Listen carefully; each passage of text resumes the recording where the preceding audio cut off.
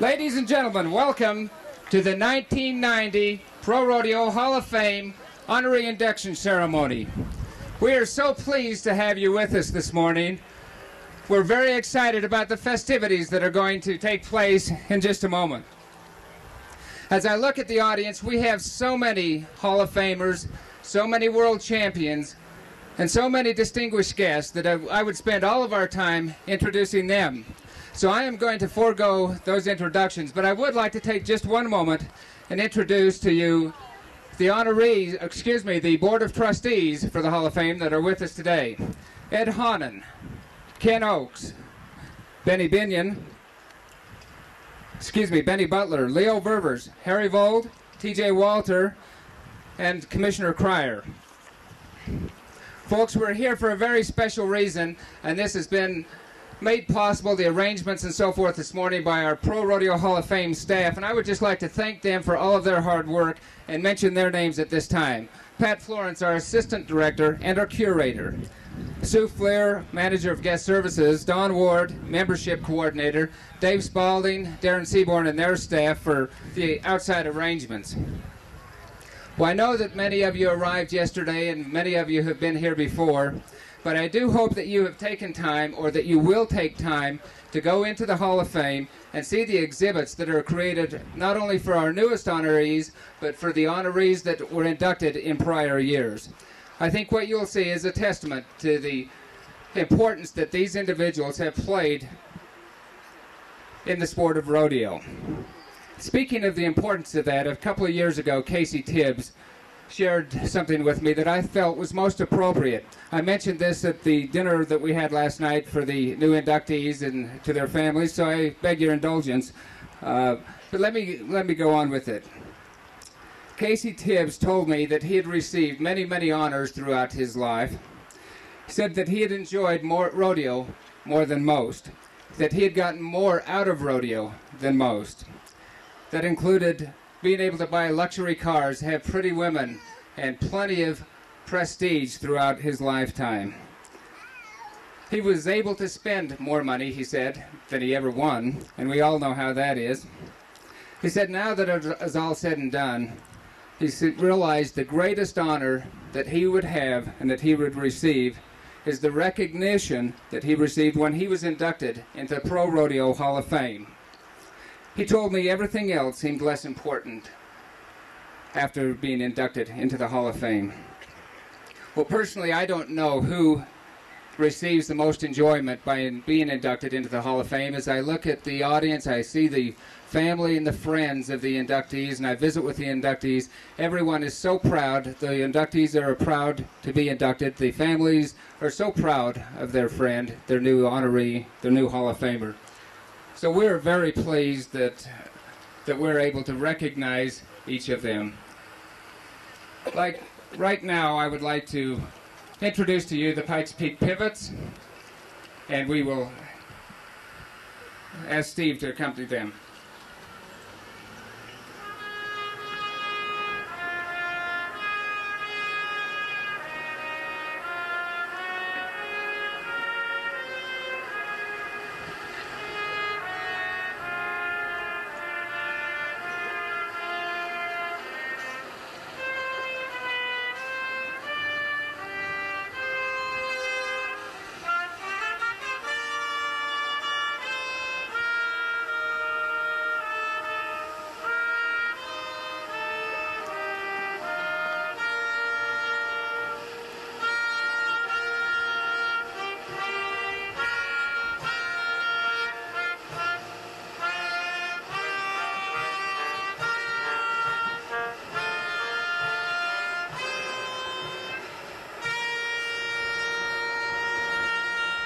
And now, ladies and gentlemen, I would ask you to please stand and face the flags as we present the National Anthem.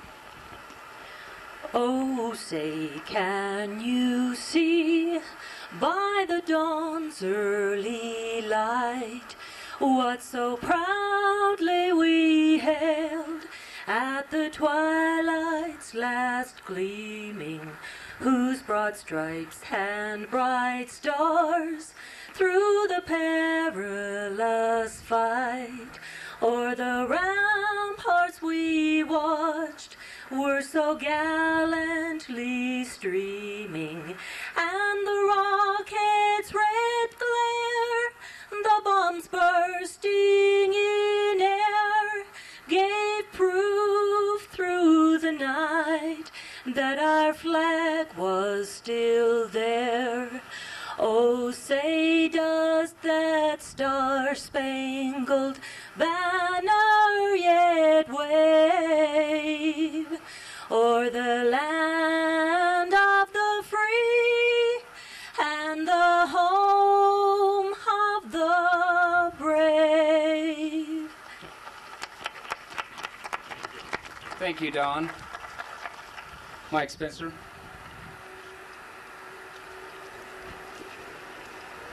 Let us pray.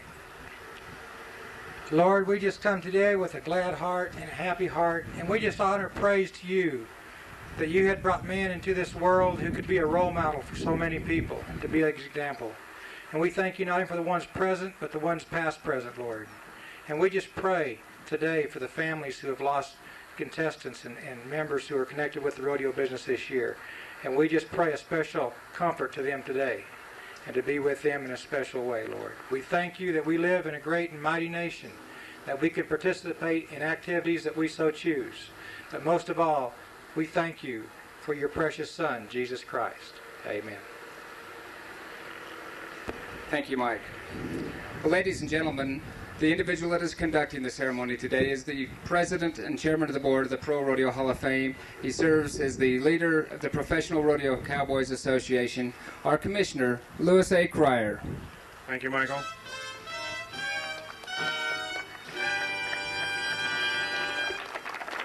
Thank you. What a glorious day.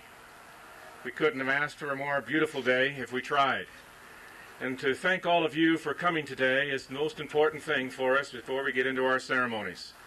This crowd here today is a testimony to not only what the Hall of Fame is trying to accomplish, but a testimony to these people that are being honored here today. We thank you very much, and I know they much appreciate the time that you have taken, the distance that you have traveled to be with us to honor these special people. Last night we had a very lovely evening and a dinner for the inductees and their immediate families and special friends. We talked about the meaning of the Hall and its importance to what it is to the sport of rodeo and to the future of that sport. A couple of thoughts that I shared with those in attendance last night is, what is the Hall of Fame? It's a special place of memories.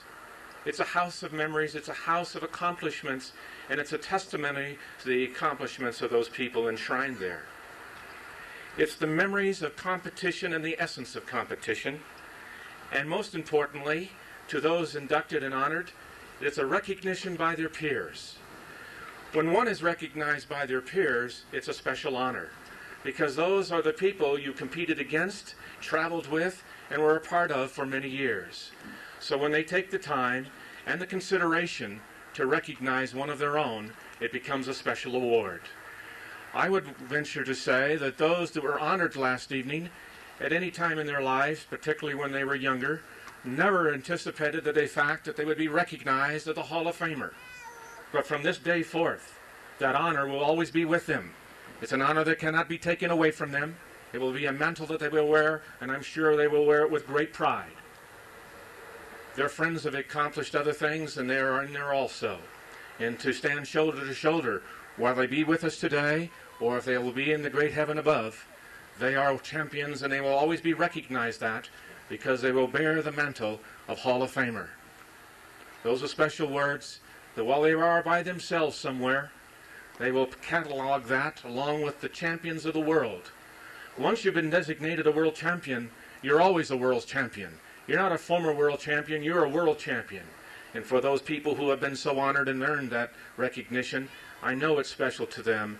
And now as we place the honor of Hall of Famer next to some of those who have been recognized as world champions, it'll be special for them, and we want to make it that way. That's what today is all about. That's what the Hall of Fame is all about. We are here to recognize those who have been selected by the Honoree Selection Committee, and I can say to you, as a member and chairman of that committee, it was a very difficult task. When we started this campaign a couple of years ago to increase the numbers of people honored in the Hall of Fame, we knew it was not going to be easy, but it was much more difficult than we ever anticipated, because there are so many deserving people, stock contractors, contract personnel, great contestant, rodeo committees, and notables, that are difficult each year, and we're going to assume that responsibility and take it with a great deal of honor that we have been chosen to do that. But it's going to be difficult, but we will do the best we can, and we promise you that. This is the second one of two, and then we get on with this.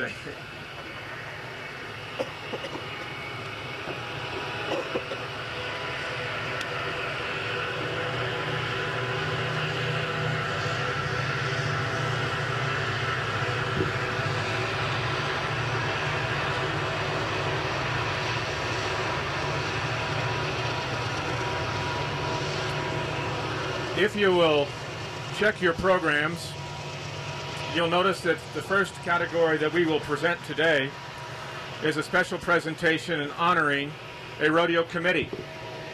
We started this process last year because, as you know, we couldn't have rodeos without rodeo committees.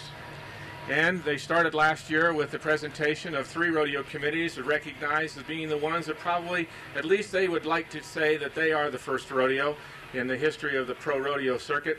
And we honored those last year, and this year, as we will in continuing years, we will honor we honor one committee each year. Rodeo committees are important as exciting stock and classy contract acts and great cowboys. The year we're honoring the daddy of them all, the Cheyenne Frontier Rodeo Days. The plaque that I will present to them today will read as follows. The ProRodeo Hall of Fame and Museum of the American Cowboy is pleased to recognize the Cheyenne Frontier Days Rodeo Committee for their continuing efforts to perpetuate the sport of rodeo, presented on this August 11th in 1990 by the President of the ProRodeo Hall of Fame, yours truly. A quote is on that plaque, and it reads, "Enterprising cities such as Cheyenne early realized the immense interest that would be aroused through staging roundups and Frontier Days exhibitions. The interest in the performance at these early exhibitions far exceeded the most enthusiastic anticipation of the original promoters." That was stated in March 1945 and was quoted in Hoofs and Horns magazines. At this time, I would like to call Jerry Jensen, General Chairman, John Bo Winkler, Contest Chairman, Don Kinsinger, Rodeo Advisor, and his lovely wife, Arlene. Please to come to the dais so we may present this plaque to you and you may respond.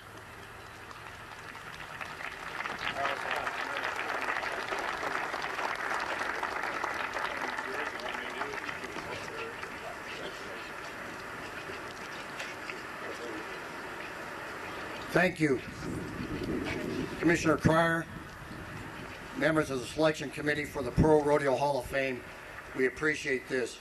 The Cheyenne Frontier Day Committee and its over 2,000 volunteers who we think plan and promote one of the great Western celebrations. Thank you for the honor. We have several additional committee men that came with us today. We have Terry Bridwell, our Public Relations Chairman, Colonel Tal Geringer, our Military Chairman, Dave Johansson, our Executive Secretary, our royalty for 1990, Trish Moore, Miss Frontier, Niffy McNiff, Lady in Waiting. Again, thank you. We're celebrating our 95th in 91. We hope to see you there. Thank you very much. Thank you. Congratulations. Great to have you here. Thank you. My pleasure. Thank you. As you will notice in our program, there will be a person to introduce each of our recipients. I will then read their plaque, and then we will have a response from the recipient. We're pleased today that Joni James, Miss Rodeo America, is here to assist in these ceremonies and will be ushering each of our presenters and respondents to the dais. The first presentation will be in honor of Crooked Nose Fighting Bull. To make that presentation is Ed Weymouth, the Director of Western Marketing for Wrangler Jeans, and he's just completed his 20th year with Wrangler. Ed, please. Thank you, Joni. Thank you, Commissioner Cryer. Good morning, honorees. honored guests, ladies and gentlemen. It is a distinct pleasure for me to not only be here to participate in this Hall of Fame induction ceremony for the first spectator sport of the United States, but a privilege to honor a personal friend and revered name in the world of rodeo, Harry Vold. The legend that we are honoring today started on a cold December night at Oklahoma City's James Norrick Arena in 1980. A green 2-year-old bull was to compete in his first Wrangler Jeans bullfight. Miles Hare was the bullfighter to face him, and Quail Dobbs was the barrel man. Young bull number 111 exploded from the chute, charged into the arena head down on a collision course with the barrel. At the last minute, he veered to one side and hooked towards it with his horn. The law of physics worked just right that night, and as the left horn came in contact with the barrel, it broke off. At that moment, young bull number 111 became the legendary Crooked Nose. Crooked Nose, without a doubt, is the most remembered part of the Wrangler Jeans bullfight tour. Those of us within our sport know the athletes by name since we go down the road together.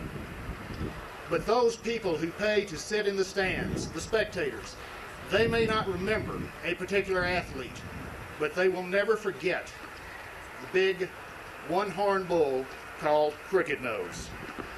I have yet to encounter a bullfighter, be it a Whitpeth, a Miles Hare, a Skipper Voss, or a Dwayne Hargo, who cannot tell you about every time they faced Crooked Nose and exactly what they scored. When I asked each one of them what they felt when they faced the terrifying bull, they replied unashamedly, fear. Crooked Nose has struck fear in the hearts of bullfighters and has always brought rodeo spectators to the edge of their seats. In my personal opinion, Crooked Nose has done more for the popularity of the Wrangler Jeans bullfight tour than has Wrangler. And to Harry Vold, Wrangler Jeans says, thank you, sir. Let me share with you a tribute written by Zeb Bell to this great rodeo athlete who is being inducted into the ProRodeo Hall of Fame. And I quote, "Ladies and gentlemen, here's a tribute to a great rodeo athlete. He's older now and maybe lost a step or two, but given the chance, he'll still run right over you. He's fought the best, and they had to be quick. World-class bullfighters like Rob, Miles, Skipper, and Wick. He's a world champion without a buckle of gold. All of rodeo respects him, even though he's growing old. Though he's now retired, his legend grows and grows. The Wrangler champion fighting bull, Harry Vold's Crooked Nose." End of quote. Harry Vold has been PRCA Stock Contractor of the Year 4 times. Harry has had bucking stock at every National Finals rodeo since the first one in 1959. Harry raises his own fighting bulls, and the terrifying Purple People Eater was the father of Crooked Nose, who was born on the spread in Fowler, Colorado. Harry, you were quoted in Rodeo Sports News earlier this year as saying, and I quote, "But we haven't been as successful in the bull department as we should have been. And I'm the first to admit that I'm not a good bull man." End of quote. Well, Harry, as you come to this microphone today, the people assembled here should know two things. First, if you were any better a fighting bull man, there might not be a bull fighter alive today. Second, they're having the privilege from hearing from a future inductee into the ProRodeo Hall of Fame by the name of Harry Vold. Please join me in welcoming Harry to the microphone.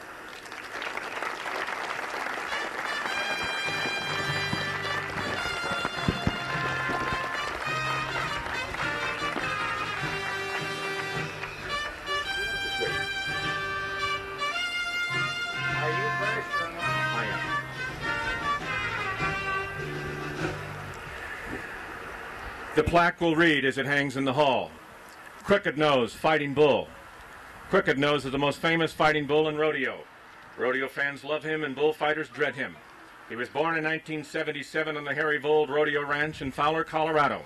His mother is a Mexican crossbreed fighting cow. His sire is the notorious Purple People Eater, a monstrous brown Brahma fighting bull. Crooked Nose, a reddish-brown bull with dark legs, only has one horn. According to his owner, Harry Vold, he hit the barrel so hard that he broke the horn off at his first bullfight in Oklahoma City when he was 2 years old. Inducted August 11th, 1990, Crooked Nose, Fighting Bull.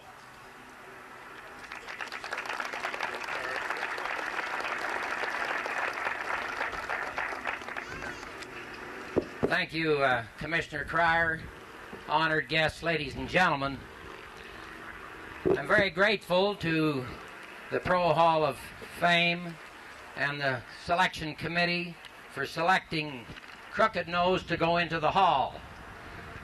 As I look around here today and see so many people that are involved in the rodeo business, friends that are here with us today to help this very special occasion. Rodeo is like a big family, and I don't want to feel selfish, but I feel I'm part of everybody's family. And I am so grateful to have the opportunity to come before you and receive this plaque, and all I can say is thank you so very, very much. Terry?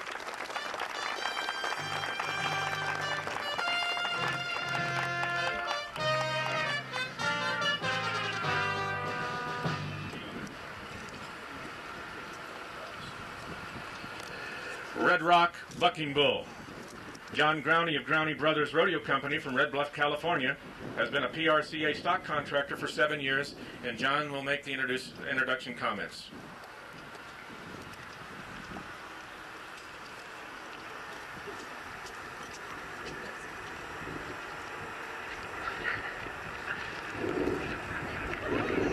It's a little tougher on me than it is anybody else. Thank you, Commissioner. I used to be Margot Growney's brother, and then I became J.C. Trujillo's brother-in-law, and now I'm Red Rock's owner. So one of these days I'll have an identity of my own. But with the story that I have to tell, the story I think was written in heaven is about Red Rock. Red Rock was born in 1977, and the day he was born his mother died, and he was brought in on the ranch, and he was put on the family milk cow. And people ask me today, how come he's so gentle? And I really believe this is why he's so gentle, is I just picture him, when they're trying to milk the family milk cow, he's trying to suck at the same time when they're pushing him away. So I know that he got used to people at an early life and never feared them and never had any reason to fear people. So instead of being afraid of people, instead of just being mad at them, he was always wondering what they were doing and what they were thinking, and I think he was always thinking ahead of the next bull rider. So I really believe that's what made Red Rock so good. The first time that I'd ever heard about Red Rock, my partner Donnie Kish had him at a little rodeo in Silver Lake, Oregon, and the bull bucked him off so hard that they had to go out there and turn Donnie around to bring him back to the chutes, that it almost knocked him out. So that was the first time we'd ever heard about him. And we followed this bull for about 4 years. And then a man named Mert Hunking, who was an amateur stock contractor in Oregon, owned the bull. And he was dying of cancer. And so he went and checked all the stock contractors in the Northwest. And he came to me and he said, John, I want you to have this bull. And it was a great honor for me, because I'd been following this bull anyway, that I had a chance to get this bull. And I knew he was a good one, but I never realized how great he was. The bull still cost a lot of money, so he didn't just give him away. But he financed me for a couple of years on him, and he became my bull. And I don't know if he's really mine. I think he's on loan from somebody up higher. But anyway, he turned out to be a heck of a bull. And for the in 1984, we bucked him at the finals, and he got reserve bull of the finals. And every year after, he received sort of a runner-up award at the NFR. But the bulls that beat him out were 105 and Cowtown and Mr. T. So he had some great mentors as far as other bulls to be right in the running with. Then we retired Red Rock in 1987 because I just didn't want anybody riding him, and he was 12 years old and he was getting some age on him. And any bull, if you keep him around long enough, some kid's going to show up and ride him. And I knew that this bull deserved more than that. then after we retired him, Lane and Frost and I had been visiting at the finals in '87, and an idea came to me that winter that instead of letting Red Rock fade out like other champion animals, I thought we'd do something else to just keep him around just a little longer. And we got this challenge going, and then I guess when the Angels started writing the last part of this story, he brought in Sue Rosoff, George Michaels, and Kendra Santos, and they got a hold of the story. And you can't believe what happened at those rodeos when we had the challenge. We took every bad performance that the crowds relied on, and we promoted Red Rock and Lane Frost, and they sold out every 7 performances that we bucked him out. Now, when Lane first started getting on him, he got on him at Red Bluff and at Clovis, and this bull drove him in the ground so hard that Cody Lambert started feeling sorry for him and told him what he had to do to get him rode. And after that, Lane had him figured out anyway because he knew he had to do something to preserve himself. And he rode him the next 3 times at Livermore, Sisters, and where was the other road? Spanish Fork was the last place he rode him. But at Livermore, Reading is where he first rode him. I knew it'd come to me. They got rid of me last year, so I sort of forgot about the committee. But anyway,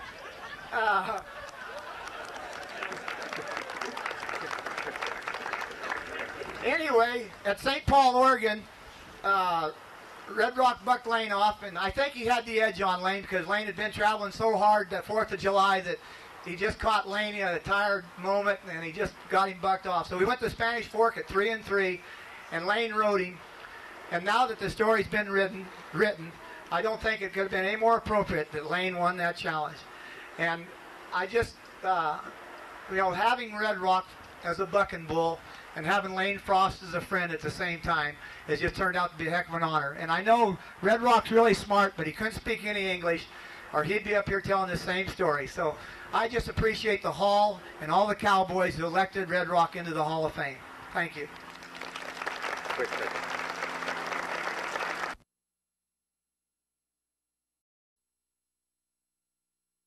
Walter Oswald and the Oswald family. Walt, you better sit down. I'm going to be here a minute.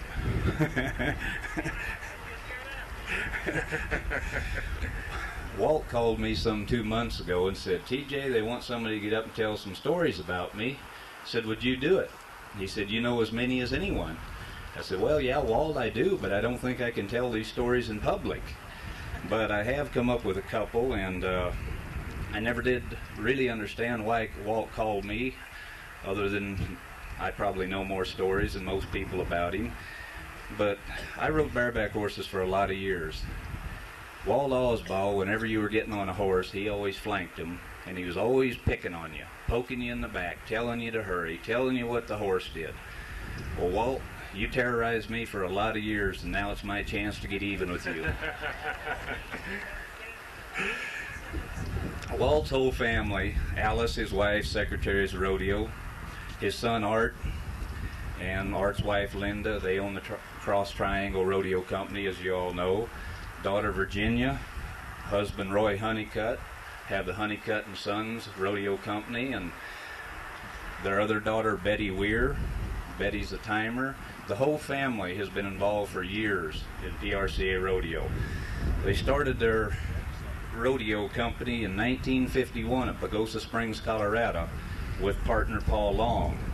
It's kind of an interesting story. That first rodeo, the first performance, they bucked off a couple of flag bearers. The guy that played the part of Little Beaver got bucked off when he was introduced. Some paratroopers were coming in from the sky, and they were late.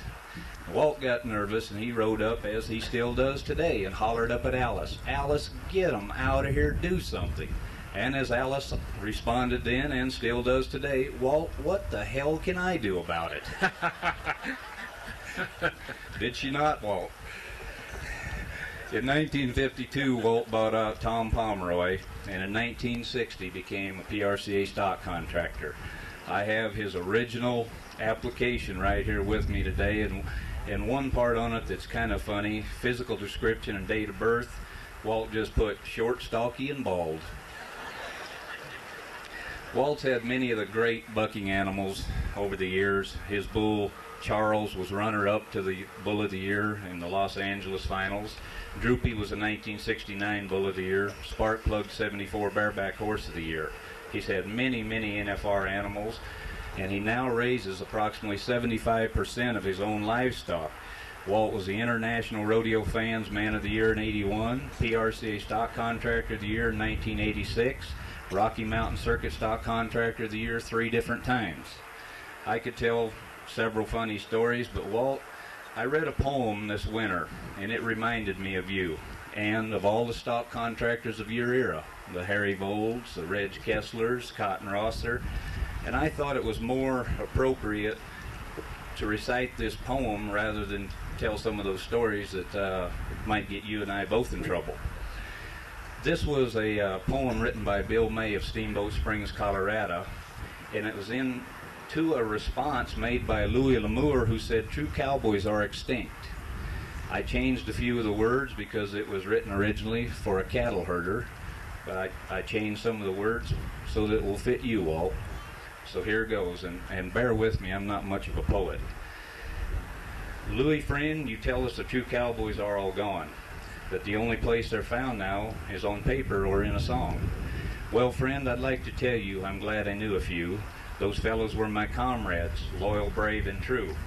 Yes, I rode with them on roundups in blizzard, sleet, and rain, and trailed horse herds into Alamosa to load them on a train.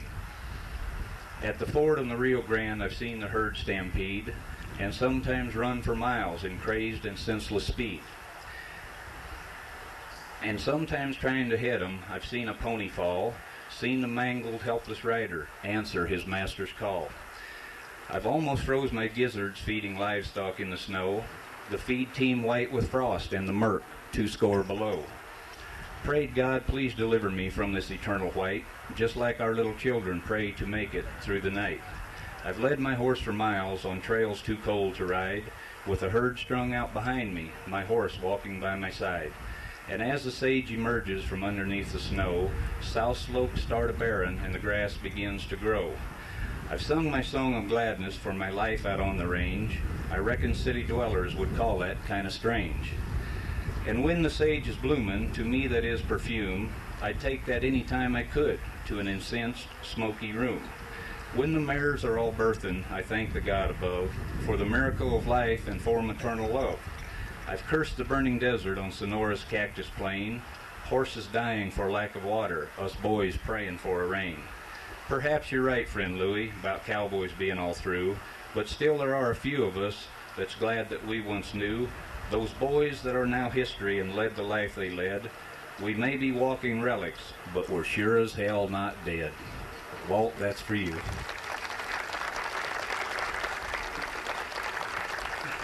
I'd like to have all of you, along with me, welcome to the microphone one of the greatest PRCA stock contractors that we've ever had, Walter Oswald.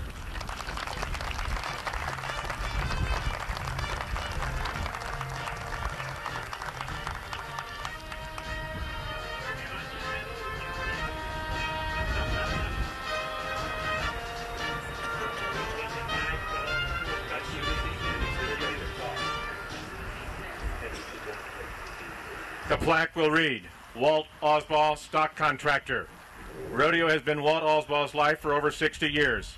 He won the calf roping in Monte Vista, Colorado when he was 13 and again 22 years later. During those years, he competed in every event except bareback riding. Walt Oswald Rodeo began with the purchase of 3 professional outfits. Oswald now raises 75% of his bucking stock. His stock has been selected for the National Finals Rodeo every year but one since 1959. Oswald provides stock for a number of Western County fairs and contracts stock to high school, college, and all Indian rodeos. The quote on the plaque will read, "If there is such a thing as a hereafter, I'd want it to be a bucking horse. You eat your grain, you buck, and you eat your grain." Born November 15, 1918, Boulder, Colorado. PRCA Stock Contract of the Year in 1986, Turquoise Circus Stock Contract of the Year, 1978 and 79 and 1980. Walt Oswald, stock contractor.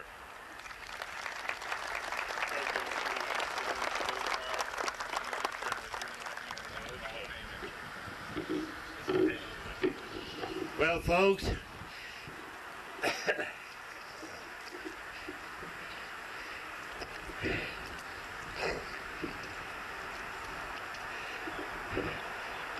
one thing about it, Mel had a cane. He was going to let me use him and I both, and I think maybe I need both of them.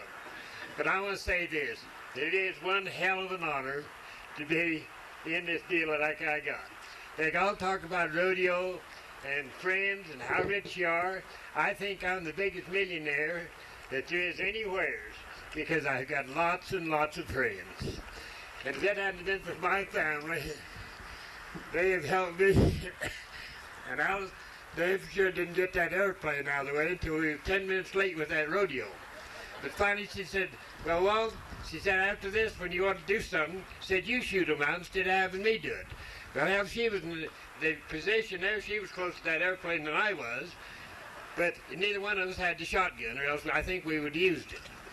But I do want to thank all of my friends and my family, and I've got people in this stand right here and listen to me tonight that I've put on their rodeo for 47 years. I met with them the other day, and I thought, well, they're probably tired of that old son of a buck now. They'll get somebody else. They said, yeah, we are. We want to sign another 3-year contract. So you've all got to put up with me for 3 years more for sure.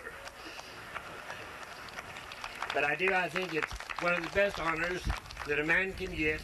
And, you know, everybody's got friends all over the world. There's aviators, there's this and that. But, you know, I don't think that there's a stronger bunch of friends than our good rodeo people of today. And I want to go down the line saying that, just like he said, if there is a hereafter, I'd like to come back as old Three Toes, and I know that I would be taken care of. And I want to thank each and every one of you, and God bless y'all.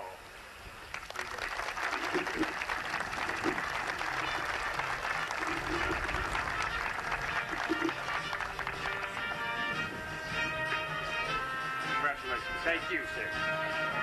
There's one thing to turn on. Yes, sir. There's one thing, and I want to thank Mr. Cryer. When I had my new hip put in there in Arizona, one day they come in there, and here come the most beautiful bouquet of flowers. They had the cactus of Arizona, and underneath come from Mr. Cryer. And I sure want to thank you today for the thing.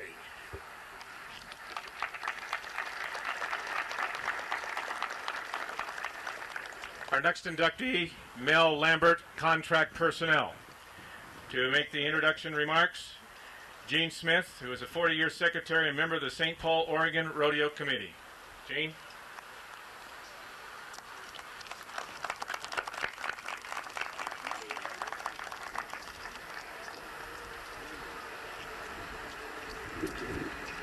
President Cryer, the inductees, family and friends, ladies and gentlemen. Just to divert a moment,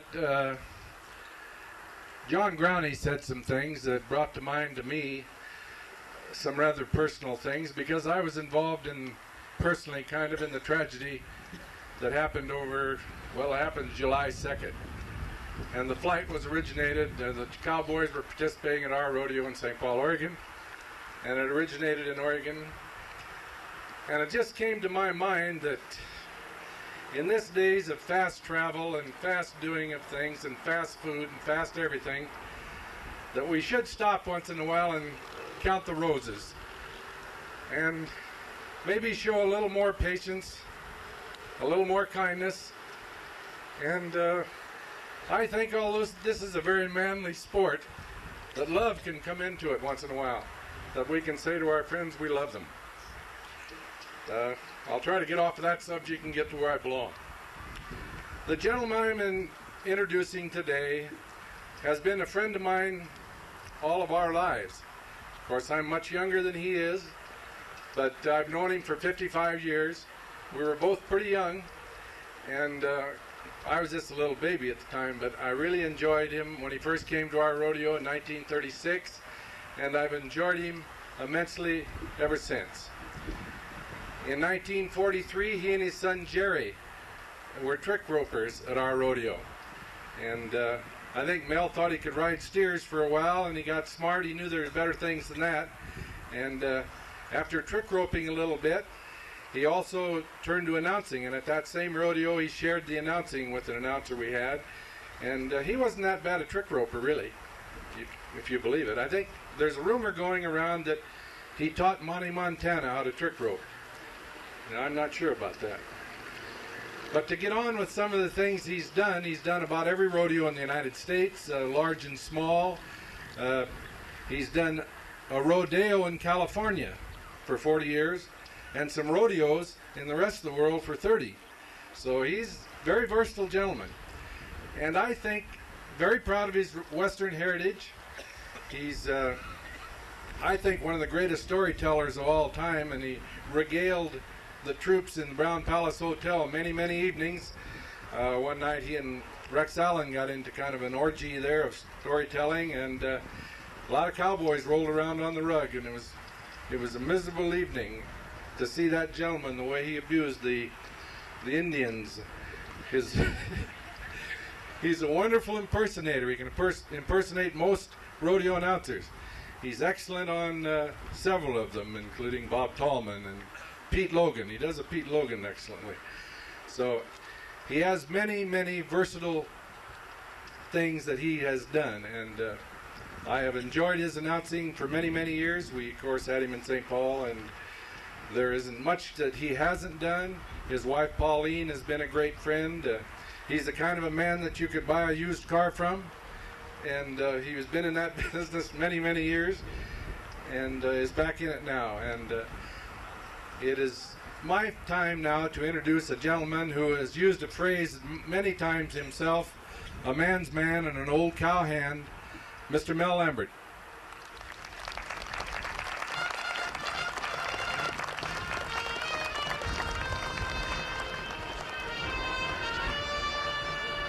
One other thing, I think there are about 12 jokes in rodeo, 12 rodeo jokes, and Mel originated 6 of them, including his mother-in-law and several others. The plaque shall read, Mel Lambert, Contract Personnel. Mel Lambert took the microphone after trying every event in rodeo. He started competing when he was 16 and announced his first rodeo in Bend, Oregon in 1938. Lambert announced the National Finals Rodeo in 1969 and 1972, and over the years became the voice of many PRCA rodeos. He announced the California Rodeo in Salinas for 40 years, the Oregon State Fair Rodeo in Salem, 20 years, Iowa's Championship Rodeo in Sydney, 20 years, the St. Paul Rodeo in St. Paul, Oregon, 30 years, and the New Mexico State Fair Rodeo in Albuquerque, 30 years. Born June 6th in 1920 in the great state of Oregon. Mel Lambert, Contract Personnel. Thank you, Mr. Cryer.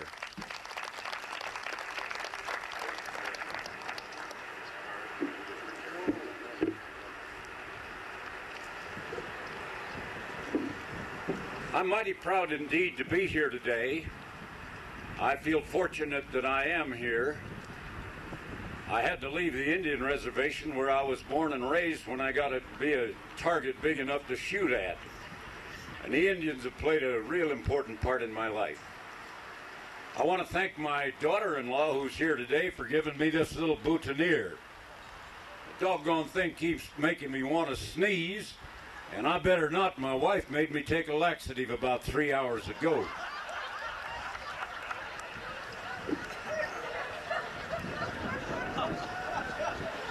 I don't know how in the world, Harry Volt, that'll be enough out of you. I don't know how in the world that I ever got here. I really don't. I have been known as the biggest blunderer and, you know, just doing all of these poor introductions and so on. I'll never forget the time in Phoenix, Arizona, when I had to introduce Dale Robertson, Jim Hardy of Tales of Wells Fargo, as a great motion picture star and so on. And after a mighty lengthy introduction, I said, and here he is, ladies and gentlemen, the star of our rodeo, Dale Evans. Well, they all laughed, and I couldn't see why they were laughing. I looked down the arena to see if Dale might have fallen off of old Jubilee. And I said to the guy next to me, I said, what are they all laughing about? He said, his name is Dale Robertson, you darn fool. Well, old Dale rode by, and as he rode by my announcing stand, he looked up at me and he went, and I looked back at him and I said, I'll agree. Well, he got back off his old horse and he stepped down and said he was glad to be there, and he introduced his horse groom and his 4 musicians. And then he said up there in the announcing stand is Mel Lambert. Like you to meet him, good friend of mine.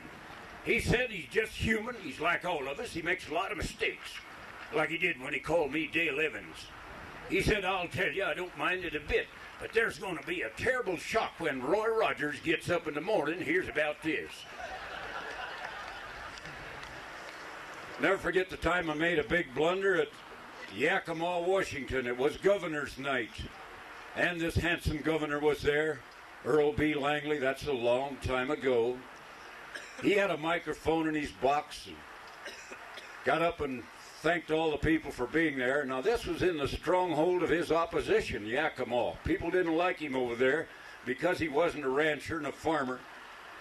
And it was my turn to introduce him, and I introduced him, ladies and gentlemen, your fabulous governor of the state of Oregon, Earl B Langley. And Earl got up, the governor got up, and he said, ladies and gentlemen, he said, Mel is human, just like old Dale Robertson. He said, we all make mistakes. But he said, if you want to know something, there's about 99% of the people here tonight wish to God I was the governor of Oregon.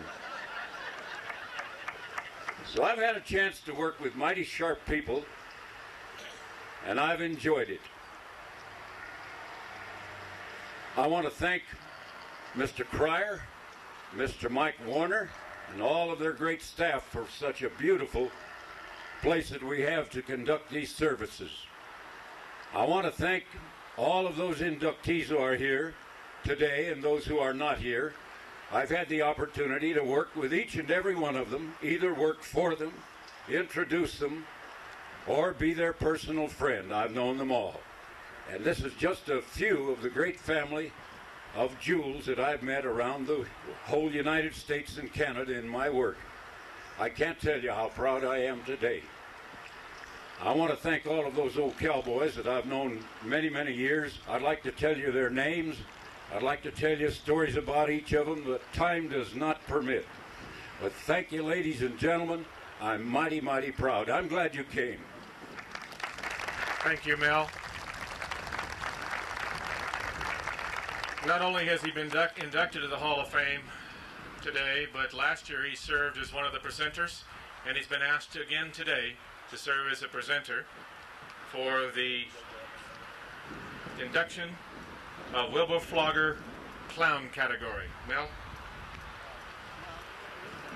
Thank you, Mr. Cryer. You know, I watched Pendleton, Oregon. I don't know how long ago it was. It was probably 45 or 46 years ago. I was there as a contestant, and I watched a big man, a huge man, good-looking big guy. I'd never met him before, but he rode bucking horses, saddle broncs, barebacks, about as good as anyone I ever saw straddle a horse. And he seemed to be able to just hang on to anything that he drew, stay in there and keep spurring. I watched him in the calf roping. A lot of people don't realize that this great cowboy clown was a great calf roper. In 1946, I had the pleasure, while at Madison Square Garden in New York, of watching Wilbur Plugger win the all-around championship title there. So before being a cowboy clown, I think all great clowns were first a real cowboy. And this man was a real one. The first time I saw him as a clown was at our Oregon State Fair in Salem, Oregon. I had no idea he was even going to be a clown, but someone hollered up at me and they said, Wilbur Plugger is going to fight bulls here tonight. And I wish you could have seen his outfit. He had a red pair of tight pants, had some green V's sewed in the legs of them, made him look a little bell-bottom, and he had on a kind of a bullfighter's red and green jacket, and he had a flat Mexican hat with little balls hanging all around it. He got out in front of that first bull out of there, and I mean that son of a gun pitched him as high as the announcing stand. And then he had a bull cart at the same rodeo that they attached the fighting bull to, and this old bull came out of there and turned backwards against that cart, drove him against the wall. Wilbur got out, and this old bull took him again. I never thought he'd be a bullfighter. But later on, over in Idaho, we had the opportunity to work together as clown and announcer. And it's been my pleasure to have worked with him, I guess just about every big rodeo in the United States. We seemed to be able to work the same shows together and became very close friends. We went to schools. I want to tell you about Wilbur Plugger. In El Paso, Texas, Albuquerque, Phoenix, up at the big Pacific International in Portland. Wherever we went, they asked us to go out and entertain the troops out in the schools. And Wilbur and I would go, to 5 or 6, sometimes 7 or 8 schools a day. I'd do a little trick roping, he'd do a little clowning.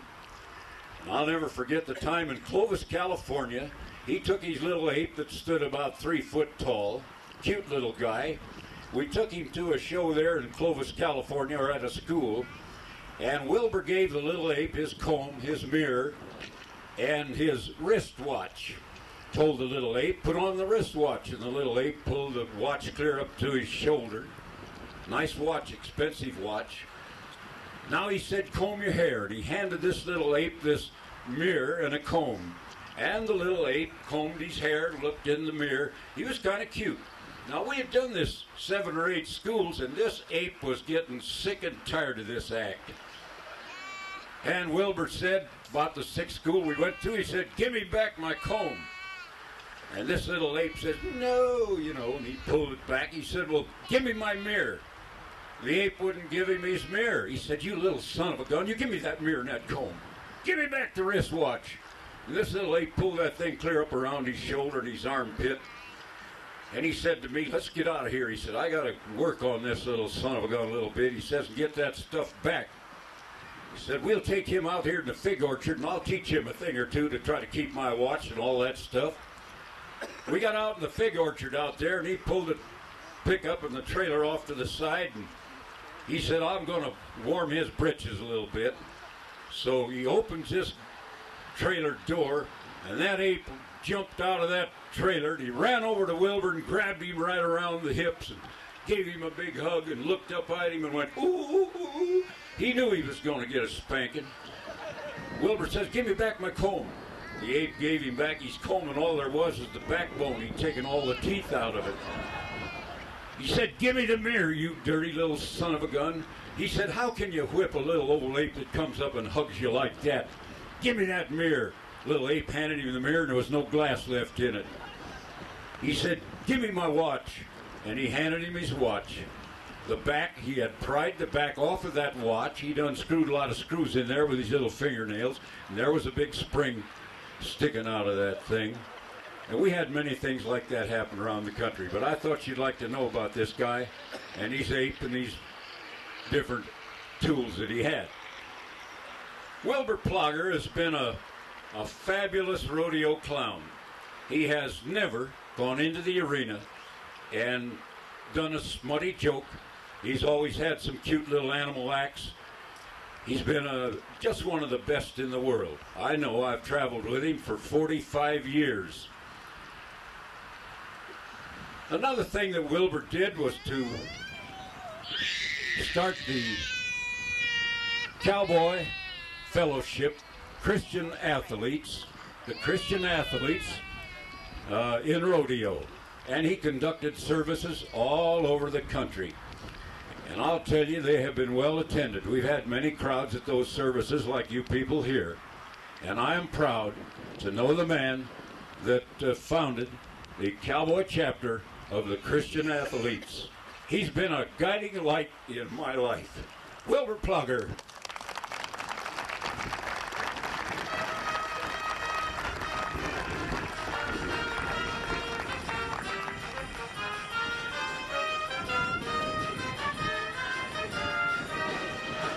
The plaque will read, Wilbur Plugger, Clown, In 1946, Plaugher was the all-around champion at the Madison Square Garden Rodeo in New York. Someone asked him to fill in as a bullfighter later that year, and his clowning career was born. Plaugher rode broncs and bareback horses, but steer wrestling was his specialty. For years, it wasn't unusual to see him wrestling steers in his baggy clown breeches and grease paint. For decades, Plaugher has been one of the rodeo's funniest clowns. His most popular acts include trained ducks and dogs that double as rabbits and fighting bulls. The crowd's favorite may be his monkeys that run in competitive barrel racing pattern aboard dogs. Born March 13, 1922 in Lima, Ohio, PRCA Clown of the Year in 1982, Wilbur Plugger, Clown.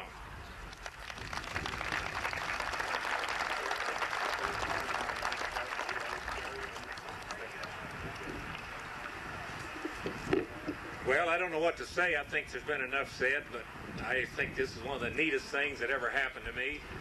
We heard about it about 3 months ago, and I couldn't believe it. And I said, well, I'd better keep quiet about it because they'll find out they made a mistake before I get here. But I'm here, so I guess it all happened. It's a great honor. It's a wonderful thing to be a clown. It's a very rewarding job. I never thought I'd ever be one. I was too bashful to talk to anybody as a cowboy on the range on the cattle drives. I just couldn't talk to anybody or say anything to anybody or anything. You just can't believe how bashful I was. But the clowning kind of took it all out. You know, you get all that makeup on there and stuff, and it just feel like you're hid. Nobody will recognize you. And I never had no intention of being a clown, but after doing it so long, it's so rewarding to see little children laugh and giggle at things you do. It's so great to see older people that's had a lot of hard knocks of life. They look sad, they got troubles, they're hurting. If you can make them laugh a little while, enjoy themselves a little while, it's the most rewarding thing there is. And I'm glad that I got in the profession now. And you know, everybody comes up and they say, when are you going to quit clowning? I've known you since it's this high. And a lot of them look older than I do, but that's what they say. I don't know when I'm going to quit. I think now that I don't have to fight bulls anymore, I just started a new act I think it'll be the best I got.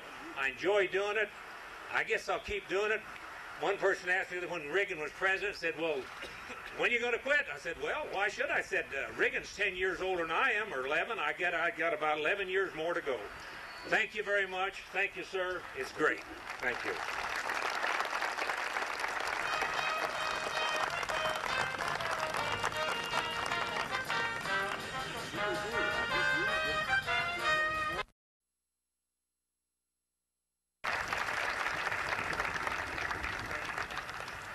Well, Lou was wrong, or Commissioner Cryer was wrong on one thing. He's retired at the ranch, but he's here in one of the pens today, so if you want to take a look at him, he's right in the back. I'd like to say one other thing. When I was 38 years old, but it wasn't that long ago it seems, but it was 5 years ago, I had an opportunity to take Harry Vold from Roseburg to the Portland airport. And I wanted to pick at his mind. I wanted to find out about rodeo. But every time we talk about rodeo, he'd talk about the Hall of Fame. And I just couldn't realize what he was so hopped up on this Hall of Fame for, because I was just too young and I had other desires and other goals that I was worried about. But after visiting the Hall of Fame here, and after Red Rock coming into the Hall of Fame, I realized that this was the final chapter in the Lane Frost Red Rock story, and that this is the most important chapter of the whole story. So it was a great honor for me to ride with Harry and to visit with him, but when all he'd tell me about was the Hall of Fame, today I finally realized what he was talking about. And another thing came to me when I went to Lane's funeral last year. Clem McSpadden said that Lane walked up to him and said, "I'm glad you're my friend." Well, I look at Tuff and Cody and Ty and all the others, and I say, I'm glad you're my friend. I love y'all. Thanks, John. You got a lady right there for you. Thank you, John.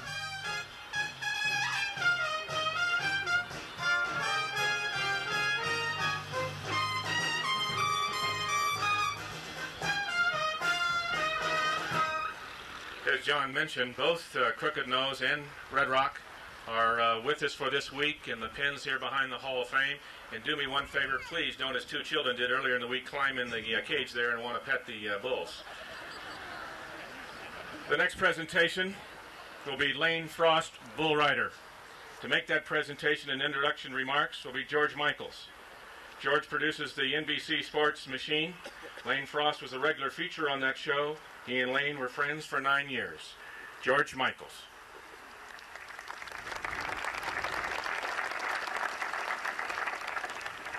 Thank you, Mr. Commissioner.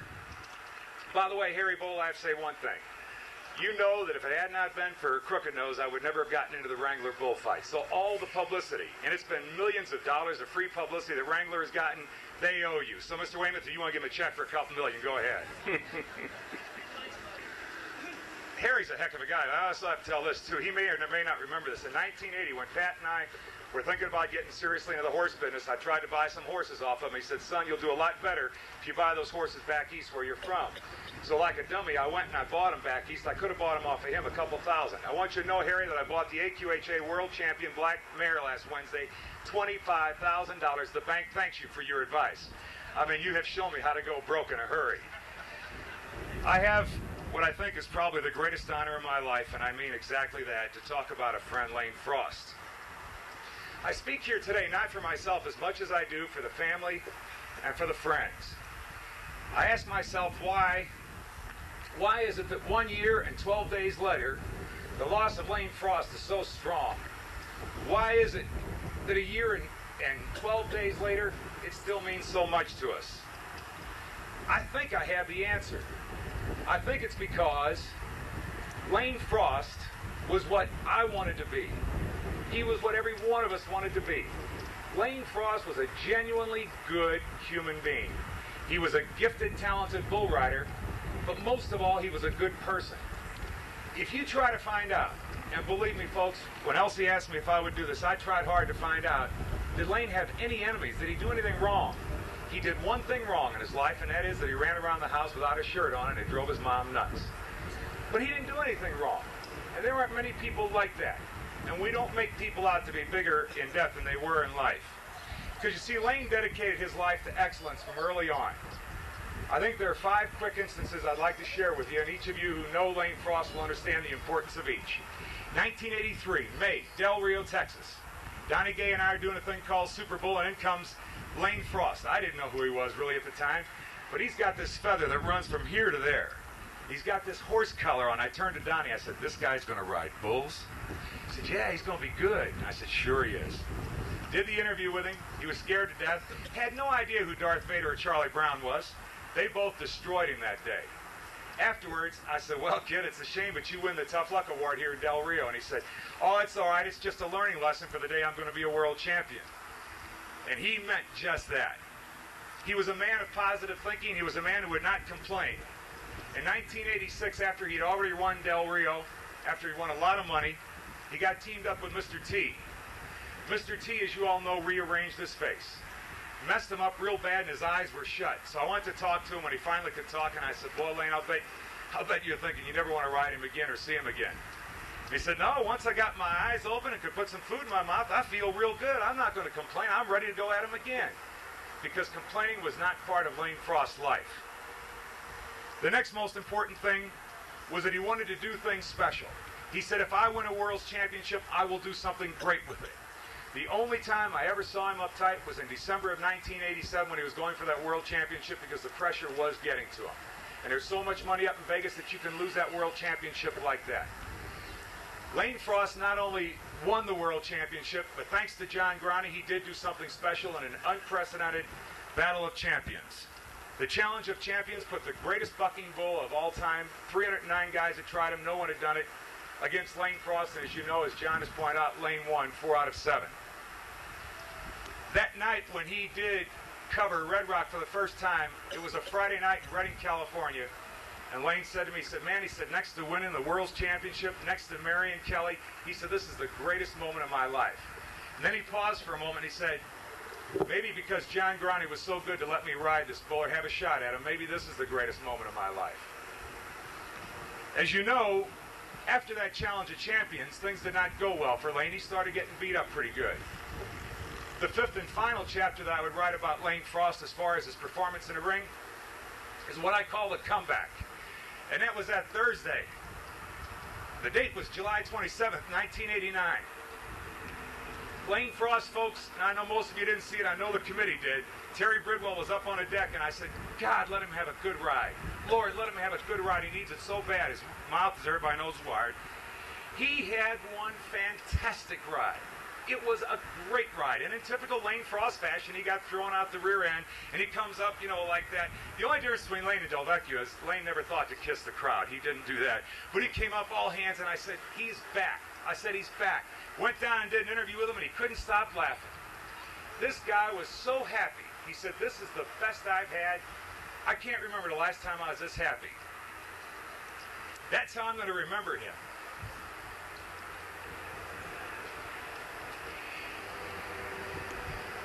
If Lane Frost were in the NFL, he would have played for Vince Lombardi.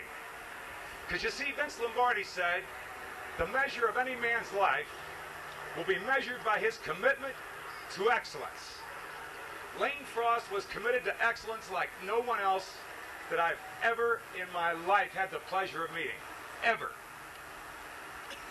He was committed to excellence in winning, but through it all, he always took time to talk to anyone. He was always the last to leave a rodeo. He was considerate.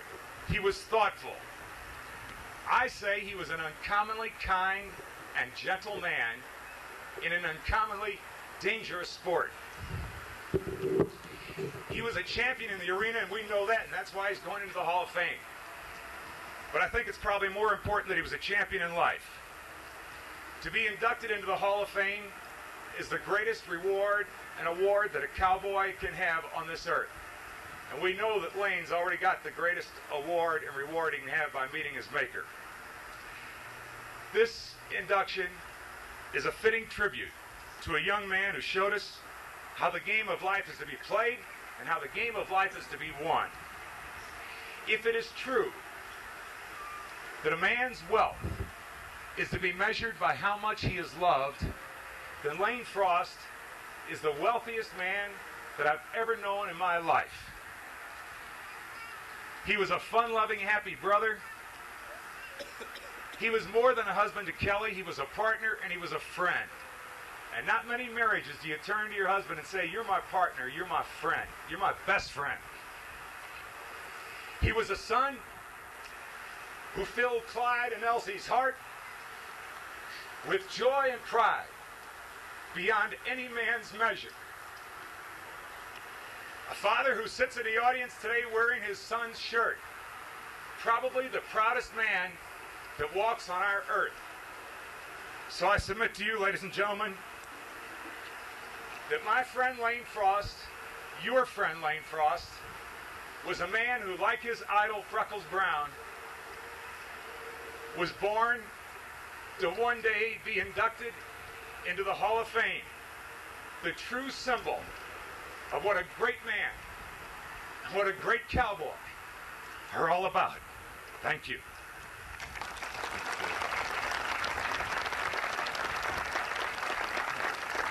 Kelly.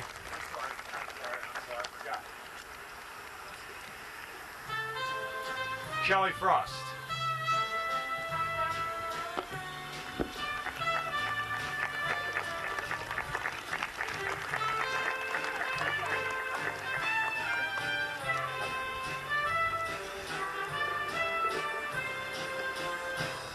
The plaque will read, Lane Frost, Bull Rider. Lane Frost was well known for his friendly smile and his magnetic personality, as for his bull riding experience and his excellence. Frost credited his father Clyde and his friend and mentor, the late Freckles Brown, with teaching him to ride bulls and encouraging him to be a champion.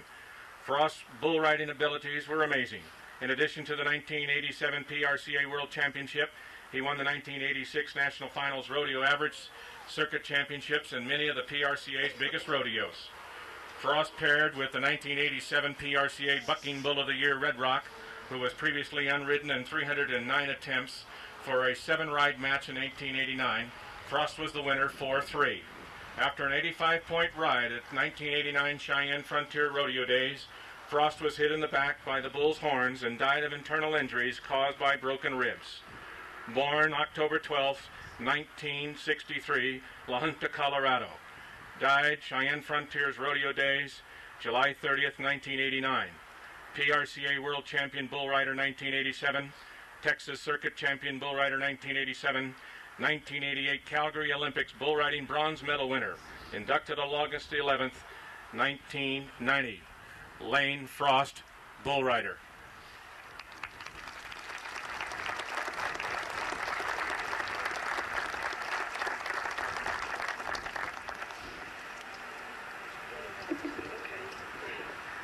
there was so much that I wanted to say, but I think George did a great job of doing it.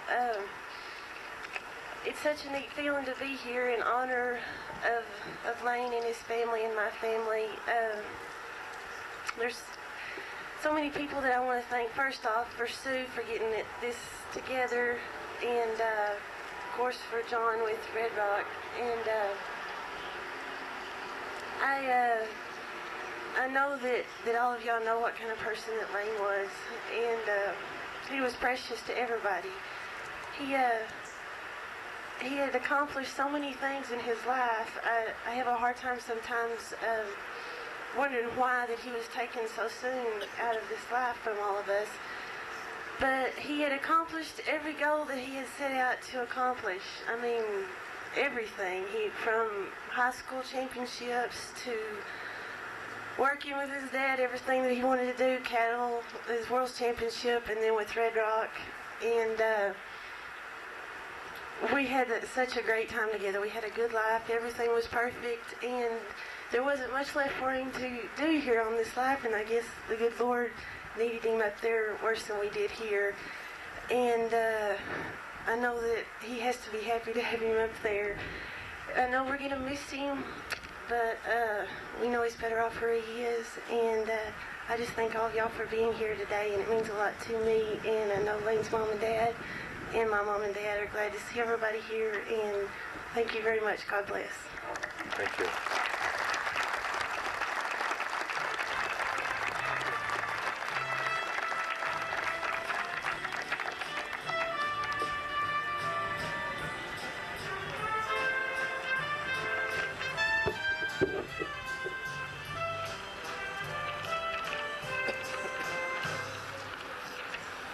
Our next inductee is Verne Elliott, stock contractor. To make those introduction remarks, Don and Arlene Kinsinger. Don has been the rodeo advisor and shoot boss for the Cheyenne Frontier Days Rodeo for over 40 years. Arlene is the coach of the Cheyenne Frontier Days Dandies. Arlene is also affiliated with the Miss Rodeo America pageant. Don and Arlene. Thank you. Good morning, everyone. Of course, Don knew Vern much better and longer than I did, but due to Don's problem he had in February, he's talked me into being the speaker today. Verne Elliott was a soft-spoken man, started his spectacular career as a 16-year-old riding a steer in Chicago in 1907 and a bucking horse in Cheyenne Frontier Days. In the years to follow, he also competed in roping, steer wrestling, and bull riding. He placed second in the bronc riding at Cheyenne Frontier Days in 1909. He also rode an exhibition bucking buffalo at Cheyenne Frontier Days during the President Teddy Roosevelt time. In 1919, he started producing rodeos. He produced the first rodeo in New York in 1922 and the 10 years that followed. Later, he took a group of cowpunchers to the British Isles, showed in London in 1924 and again in 1934. When in London, he had the Duke of Windsor, then the Prince of Wales, as one of his sponsors. In 1950, he brought back rodeo to the Chicago International Amphitheater after rodeo absence of 20 years. These were the beginning years that Don and I both knew and worked for Verne. During the course of his over 40 years as a rodeo producer, he started many and produced most of the world's top rodeos throughout the United States, such as Cheyenne Frontier Days for over 30 years, Pendleton, Denver, started the first indoor rodeo at Fort Worth, Kansas City, Calgary, Los Angeles, Phoenix, Chicago, Madison Square Garden, Omaha, El Paso, Houston, Dallas, Memphis, Birmingham, Alabama, and the list goes on and on. Verne was often referred to as a rodeo impresario. The Navajo Indians made him an honorary member of their tribe, naming him Akathe Benati, meaning big boss. One newspaper wrote about Verne, "What ham is to eggs, Verne Elliott is to rodeo." There was always plenty of action and thrills for thousands of people to watch when Verne's trainload of 267 head of rodeo stock arrived into town. The stock would unload and thunder down the road through the crowds and into the pastures, oftentimes some of them breaking loose and having to come back on the end of a rope. Don can relate to one experience at Cheyenne Frontier Days when they were herding the stock down the railroad track, intending to turn the stock up Cary. They didn't get them turned until Evans. Those of you who know Cheyenne know that they ended up at the end of Evans, right on the runways. The pagers were hollering, "Get the horses off of the runways." And finally they got them off of the runway and right into the golf course. Finally into the Cheyenne Frontier Days Park. Don didn't want me to tell that story. Some of the famous horses that Verne had that comes to Don's mind are, of course, Midnight and 5 Minutes to Midnight. But then there was Squaw Man, Screaming High Kai, Butterfly, T-Joe, Wildfire, Yellow Cat, and that big red bull named Number 57. Also, we have real fond memories of some of Verne's saddle horses. The two that comes to our mind is Tony and Old Joe. Cowboys at that time were competing for a total purse of $35,000. Stars that graced the arena at Verne's productions were, of course, Real Rogers, Lone Ranger with his white horse Silver, Tex Ritter, Gene Autry, Rex Allen, Gail Davis as Annie Oakley, Sally Rand, and of course the beautiful and famous Tad Lucas and Bernice Dossie. Don always said that Verne was just like a dad to him. He took him under his wings and encouraged him to change his thoughts from jockeying towards the production side of rodeo. He worked for many years with Verne under the direction of chute boss and livestock superintendent Louis Cubits. Louis was a real taskmaster and very important to Verne. As some of you know, Louis Cubits, he was a tough act. Louis even tried to fire Verne and Ed on a couple occasions when they'd forget to do something. Don and Verne were also in the Black Angus business. Verne was a very fair and honest man. One of the last jobs that Don did for Verne was to head up the Wild West show in Brussels, Belgium in 1958, which I was privileged to work on too. Little did I think when Verne was teaching me how to whittle at that performance that I would be up here talking about him. But as you remember, Verne always had a stick that he whittled with. You never saw him at a rodeo that he didn't have a whittle and a stick whittling. And I asked him what he did that for, and he said, "It helps you concentrate on the business at hand." I've always remembered that. Through the years, we spent many happy times with Verne and Gretchen in their home and in our home, listening to many stories that Verne had to tell about his rodeo life. And I'd like to share a couple of funny stories that Verne told so many times that I feel like I was right there even watching it. But one time he told about he and Ed being in Chicago, and they were riding in a cab, and the cab driver was taking them on kind of a wild ride. And Ed said to Verne, "Get your gun out and scare this guy. Make him take us the right way." So Verne got his gun out and fired it through the glass pane that separated the cab driver from the passengers. And with the shot, the cab driver fainted. Ed said, "Verne," I said, "scare him, not kill him." Another story that he told, and he always told this to be the truth, and he gave a lot of the names, but I won't give those today. But he told about a bunch of cowboys that was in a hotel room on the second floor drinking a wee bit. And one of the cowboys fell out a two-story window and broke his leg. Verne went to the hospital the next day to visit him, and his buddy was there, and he said, "What in the world happened?" And he said, "Well, he was telling us all about how he could fly." And nobody would believe him. So I said to him, "Why don't you go and jump out that window and show everybody how you can fly?" So he did. And Verne said to the buddy, "Why did you let him do that?" And his buddy said, "I thought he could." Yes, Verne was a real special friend to all the cowboys. He often loaned them their entry fees and loaned them money. He was very special in our lives. He brought us together and in our rodeo lifestyle. One night he called us and asked us to come down to his home and spend the weekend. And he took us down in his rooms filled with mementos, and he very carefully gave us several of the things that he wanted us to have. A hat collection of his, which is in the Cheyenne Frontier Days Old West Museum. One of Creta's saddles, which is also there in the museum. And the buckskins that she had had made for the Texas Centennial years ago. I'm very proud to have those in my possessions. Yes, Verne Elliott was, and always will be, for everyone that knew him, Mr. Rodeo.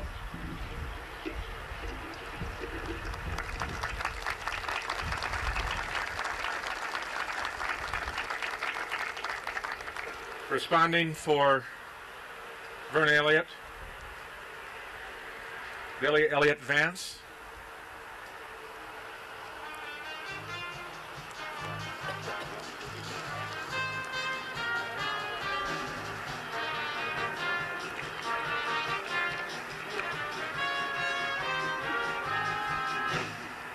The plaque will read, Verne Elliott, Stock Contractor. Verne Elliott started his rodeo career as a contestant. His first rodeo was the 1907 Cheyenne Frontier Days, where he competed in both timed and rough stock events.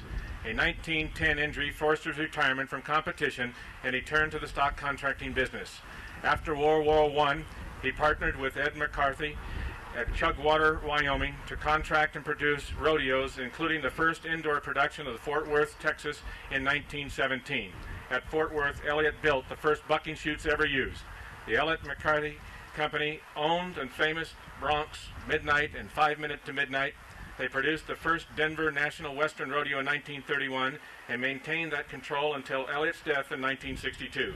In addition to all the large Western rodeos, the company took a rodeo to New York in 1922 and to London in 1924 and 34.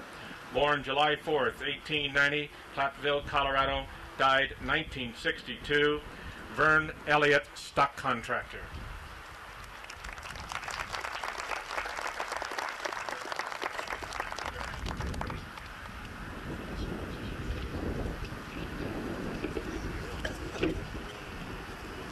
I'm here today with a very happy heart as well as a remembering heart.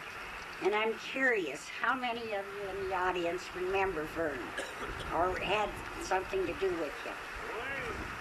Well, some. How about the Cheyenne Committee? Anyway, dear Arlene and Guy, who is a cousin, anyway, they've said everything I could possibly say, except that I'm very honored. He would have been, and my family would have been. Everybody knows what a good man he was. He was a wonderful father and a wonderful grandfather, and I thank you all for this honor.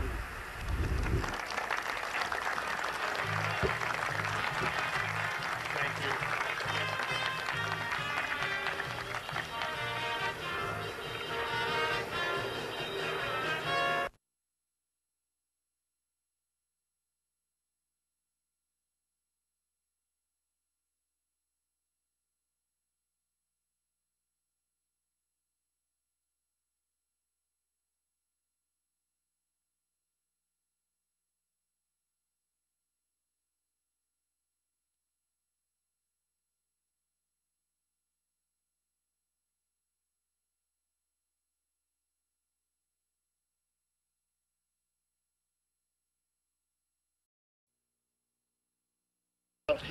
They was short, he thought he could make more money announcing. The first rodeo that he ever worked for the Butler brothers was in '49 in Guthrie, Oklahoma. And the first time I ever remember being around Clem was he come in '56 to Amarillo. That's when had the family feud and they split up. Anyway, he come to Amarillo.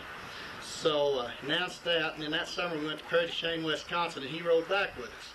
He'd always buy me, they had a lot of cheese and crackers up there. I was about 6 or 7 years old, and that's all we ate. You know, he's real giving and everything like that, spends a lot of money when you go eat. So, anyway, make a long story short, so after that went on, well, but Clem, in all seriousness, he started his political life in '54 in Oklahoma, and he's announcing rodeos at the same time. And he ran for the Senate over there in Rogers County, and he was their senator for 18 years. And in the 60s, he was the first man who was president of the Senate. I think he was elected in '66. He was the first man in the Senate in the state of Oklahoma to ever succeed himself. And that tells you something about his political abilities. And then in 1971 or 72, he was a congressman, but he didn't like it back there in the urban, so he come back to the rodeo business, which was our gift. And Clem's been one of the best announcers for years. He's announced all the great rodeos. He was at the finals 3 times, announced the steer open finals 18 or 19 times. But to me, one of the greatest achievements he's done, besides, well, I'll tell you another story. He corrupted me one time. He don't even remember this. We was at Carlsbad, and I was about 14. And we went down there with my dad and my granddad, and I think Donna was with us. and we went down there to look at some Mexican bulls and some steers. We met Jesperger, and we went across the border. Well, it was real hot. It was about 110. So they was talking about the cattle, and Clem, he said, come over here, let's go over here and get something to drink. So he took me in the Mexican cantina. I think I was 14 or 15, and he's had me drink a margarita. He said, what do you want? I said, I don't know. He said, here, drink that margarita. He said, it'll do you good. Well, I had sat there about 5 minutes because I drank it like a glass of lemonade. So he's the one that corrupted me, started me on my... So anyway, but when the finals, a lot of y'all don't remember, when the finals went, and a lot of you do, when the finals went to Dallas for 3 years, it was there for 3 years, then went to Los Angeles for 3 years. Well, in this day and age, when you mention the finals, well, everybody thinks it's automatically sold out. I mean, you know, you can't get a ticket, you can't do anything. Well, back then, when it come to Oklahoma City in '65, well, I forget the dollar figure, but it was several $1,000s. It was debt. They had to pay off the Los Angeles deal for about the first 2 years they rodeoed in Oklahoma City. Well, Clem, when he took over, Scudder was there the first 2 years. And when you first went to those few performances during the week and the weekends, it eventually got better. And Clem was a driving force behind it. You could shoot a shotgun off up there in the stands, and you couldn't hit anybody. That's how bad the crowds was. And they kept working it. And McSpadden was the NFR manager for 18 years, and the national finals, for what it is today, he had as much to do with it as anybody in the rodeo business. So, well, you can go on and I can talk. This man's lifespan, 40 years in the rodeo business and political arena, and you could stand up here. It's hard to condense it down in 8 or 10 minutes what this man's accomplished.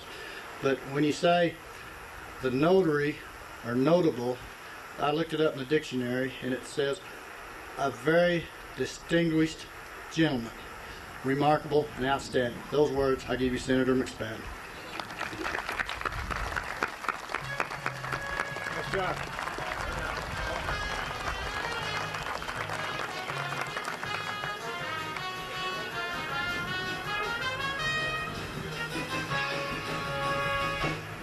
The plaque shall read, Clem McSpadden, Rodeo Notable. Clem has become and has come to be known as the voice of the National Final Steer Roping. He announced his 16th NFSR in 1989 and is a 3-time National Finals Rodeo announcer. For 4 decades, he has announced rodeos across the United States, Canada, and including the Calgary Stampede and the Canadian Finals Rodeo. McSpadden is a former Rodeo Cowboys Association president and board member. He was a general manager of the National Finals Rodeo for 18 years of the 20 years it was held in Oklahoma City. An Oklahoma State Senator for 18 years, McSpadden served as president of the body twice and is a former member of the United States Congress. Born November 9, 1925, Bushy Head, Oklahoma, PRCA Announcer of the Year in 1986, Clem McSpadden, Rodeo Notable.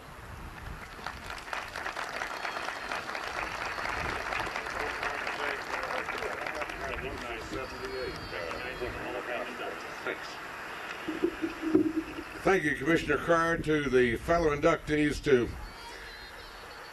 I'm a little bit odd, and I made my living for 40 years talking, and I know exactly what Mel Lambert and Wilbur Plugger are saying.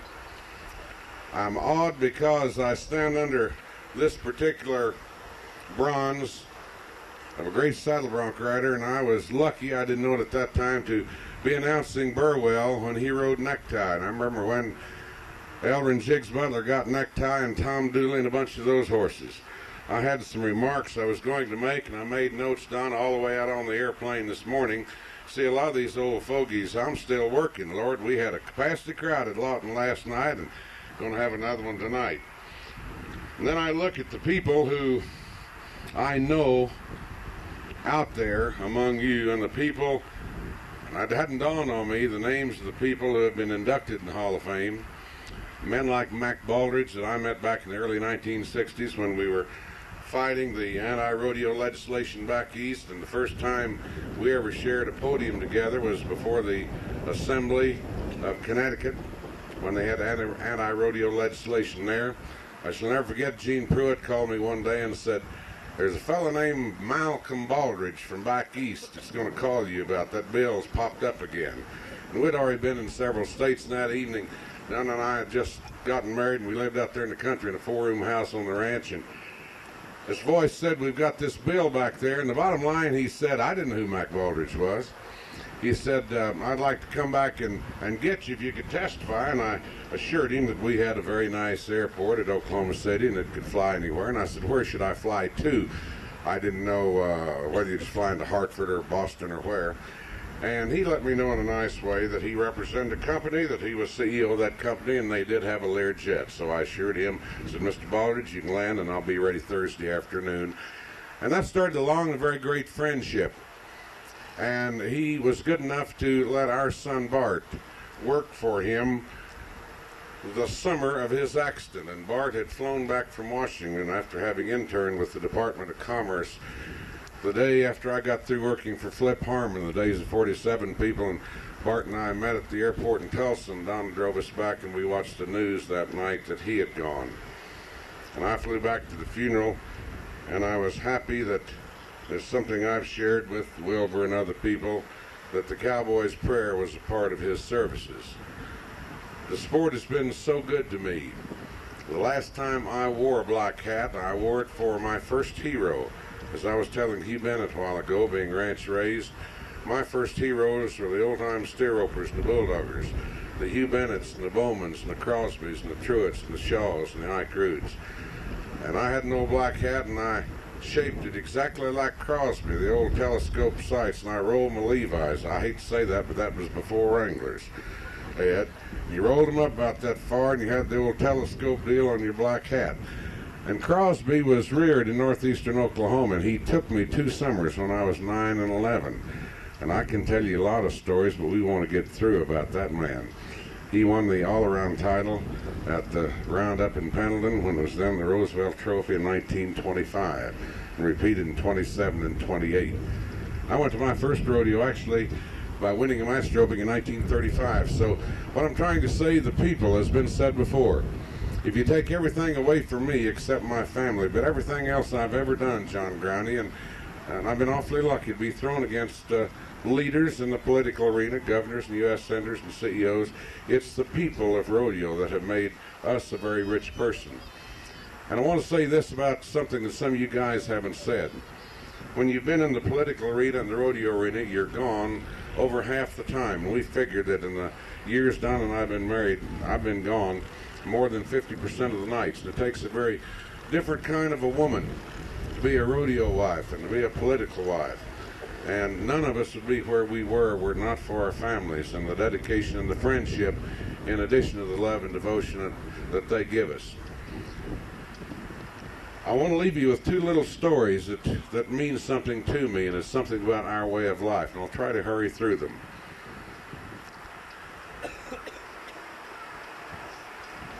Edith Brown called me in January before Freckles passed away and said, Clem, you better come on down to Houston if you want to see Brownie. Don and I flew down there, and we spent the night in the hotel right across from the hospital. Got up early the next morning, about 6:15, so I'd go over and see Brownie, as Edith always called him. And huddled in a little 2-seated divan, as they have in those rooms, not a 3-seated, but a 2-seated, was a little form waking up. And that form was Lane Frost, who was up that afternoon at Fort Worth, and he had spent the night with his hero. And Don and Edith and Lane went down to get some breakfast and left Freckles and I to have our last visit. I knew it, and Freckles knew it. And we talked old times, told old-time stories for about 40 minutes. And he said, when do you reckon those old girls are going to get back? And I knew then that he wanted to say something, and I knew it was time for me to say something. And I said, Freckles, I don't pray very well, but I believe, and I have been saying a prayer for you, and I'll certainly continue to do so. And you know how fast he talked.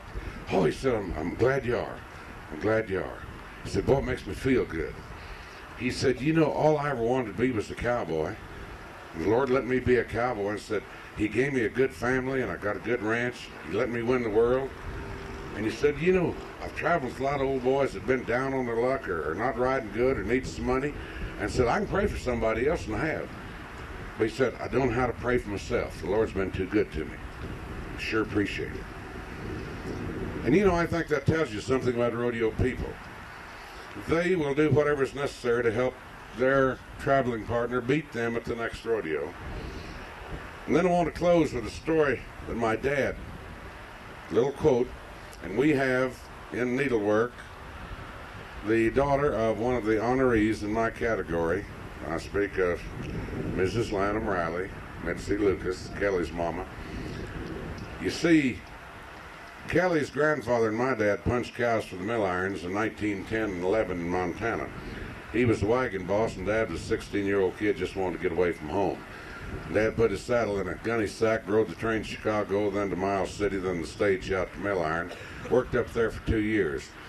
They had never seen each other after working for those 2 years, but yet they corresponded all through the years. And right before my dad died and Mr. Riley died in the late 1970s, I got them together. And after I got them together, Mr. Riley went back to Texas, and my dad didn't have very long to live. And I came up on the great idea of getting a tape and having Dad tape a message to Mr. Riley. And so I took this tape to him, and Dad was in his bed, and he had his pajamas on. And I put the little lavalier mic here on his lapel, and he talked and reminisced about who had lice in the bunkhouse and what the RO horses looked like that they shipped up with the cattle years ago. And I said, Dad, you about to run out of tape. You better tell Mr. Riley something. Give him a little final deal. Dad sat as erect up in the bed as he could, and he said, Ira, I've lived 83 years, and just one bit of advice I can give you that knows right. He said, follow the lead cattle and read the fine print.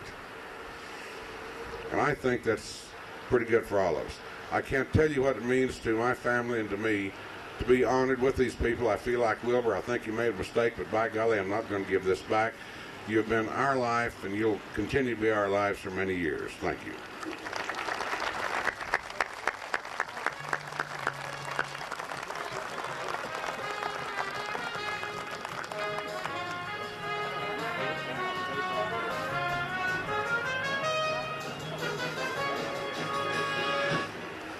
The next inductee, Bobby Berger, saddle bronc rider. To introduce Bobby, Jerome Robertson is a 25-year PRCA member and was 11-time NFR qualifier in bull riding and a former traveling partner of Bobby Berger. Jerome Robinson. Jerome? Thank you, Commissioner Cryer. Ladies and gentlemen, inductees, there's an adage that your first impression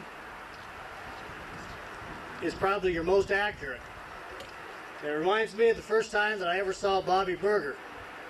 My first association with him, he doesn't even remember it, but I was a 16-year-old on my way back from the Smoky Mountains, wrangling dudes all summer, headed back to the flatlands of Nebraska to start my senior year. And the ride that I'd caught had an engagement at Springfield, Missouri, at the Ozark Empire Fair and Rodeo. We pulled in there about 2 o'clock in the morning, and Bobby Berger was out there on a racetrack tearing down race parts and building a rodeo arena. The next day I saw him ride a saddle bronc and a bull. He went on and won the bull riding that particular go-round, was injured on his second bronc, and came back with one of Harry Knight's great bulls for his second bull. He lost that match in a real close one. At the time, I was pretty ate up with rodeo. All I wanted to be was a cowboy, and a hero to me was anybody that was good enough to be entered. And I happened to get Bobby aside and ask him about I bought a pair of spurs and asked him about this particular pair of spurs if I was wanting to be a bull rider. And he didn't know me, and he was pretty much in the height of his glory, and he sat down and spent several minutes not just telling me about this equipment, but analyzing and taking some real time. If I was a lot wiser at that time, I would have had an insight into the man that we're here to induct into the Hall of Champions today. Because those three things, as I traveled with Berger, as I got to know him and traveled with him, those three things told me a lot about the man. Number one, he had a work ethic. He wasn't just out there building a rodeo arena for the bucks. He was there working. He became one of the hardest working cowboys, rodeoed harder than almost anybody that I rodeoed with. Not only did he rodeo harder, but he rodeoed more effectively. He was a competitor. Bobby Berger didn't know how to say quit. When I saw him get on that bull in Springfield, I didn't realize that he'd be getting on it. He'd put that much effort into everyone that he got on.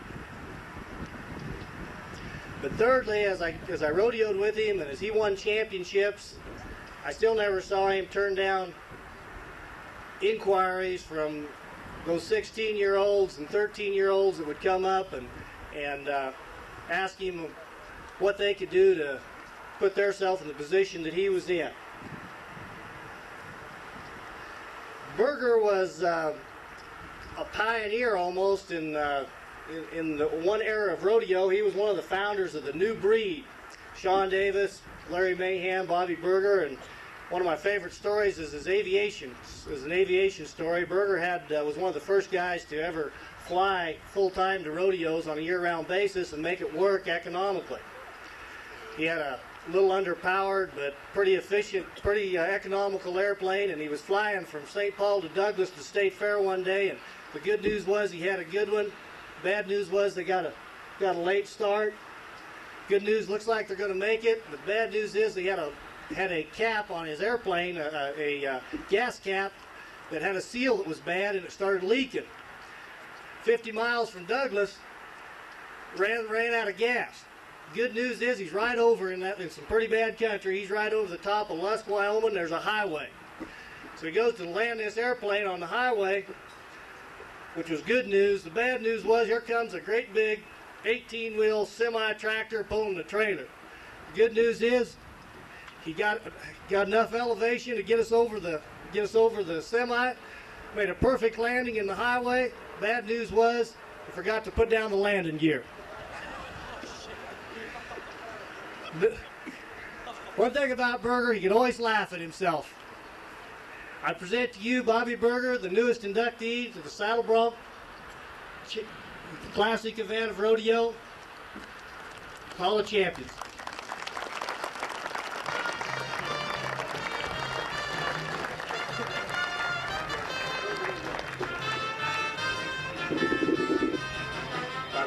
Bobby. The plaque will read, Bobby Berger, Saddle Bronc Rider. During his rodeo career, Berger competed successfully in all 3 rough stock events. He qualified 13 times for the National Finals Rodeo. He won the 1980 NFR average in saddle bronc riding and the NFR bull riding average in 1971. His 1979 World Championship was won by a margin of only $5. Berger, a former PRCA Board of Director member, is said to be the first cowboy ever to ride the famous bronc descent of the Butler Brothers Company. Born June 22, 1945, Halstead, Kansas. PRCA season, Saddle Bronc Champion 1977, World Champion Saddle Bronc 1979, Bobby Berger, Saddle Bronc Rider.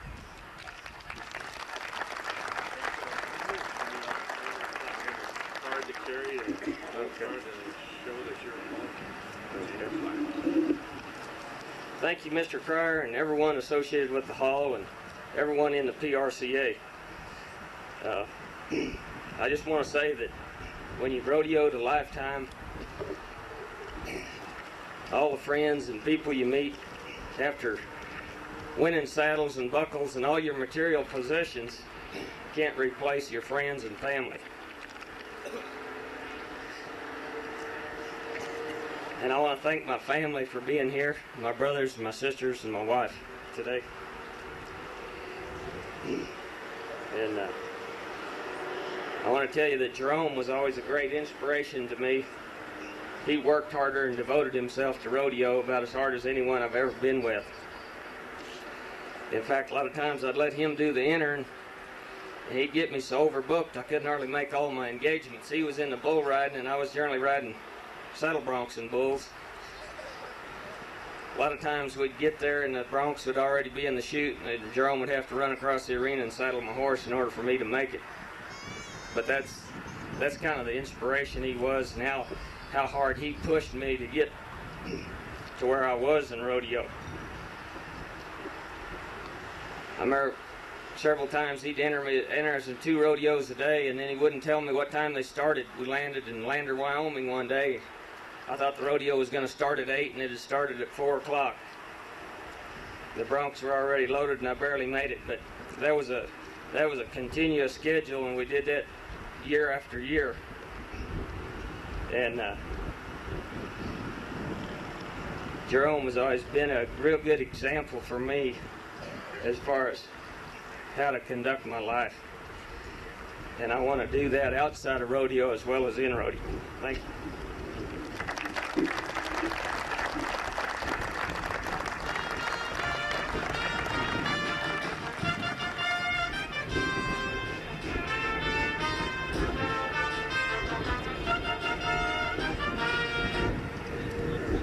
Gerald Roberts All-Around Cowboy.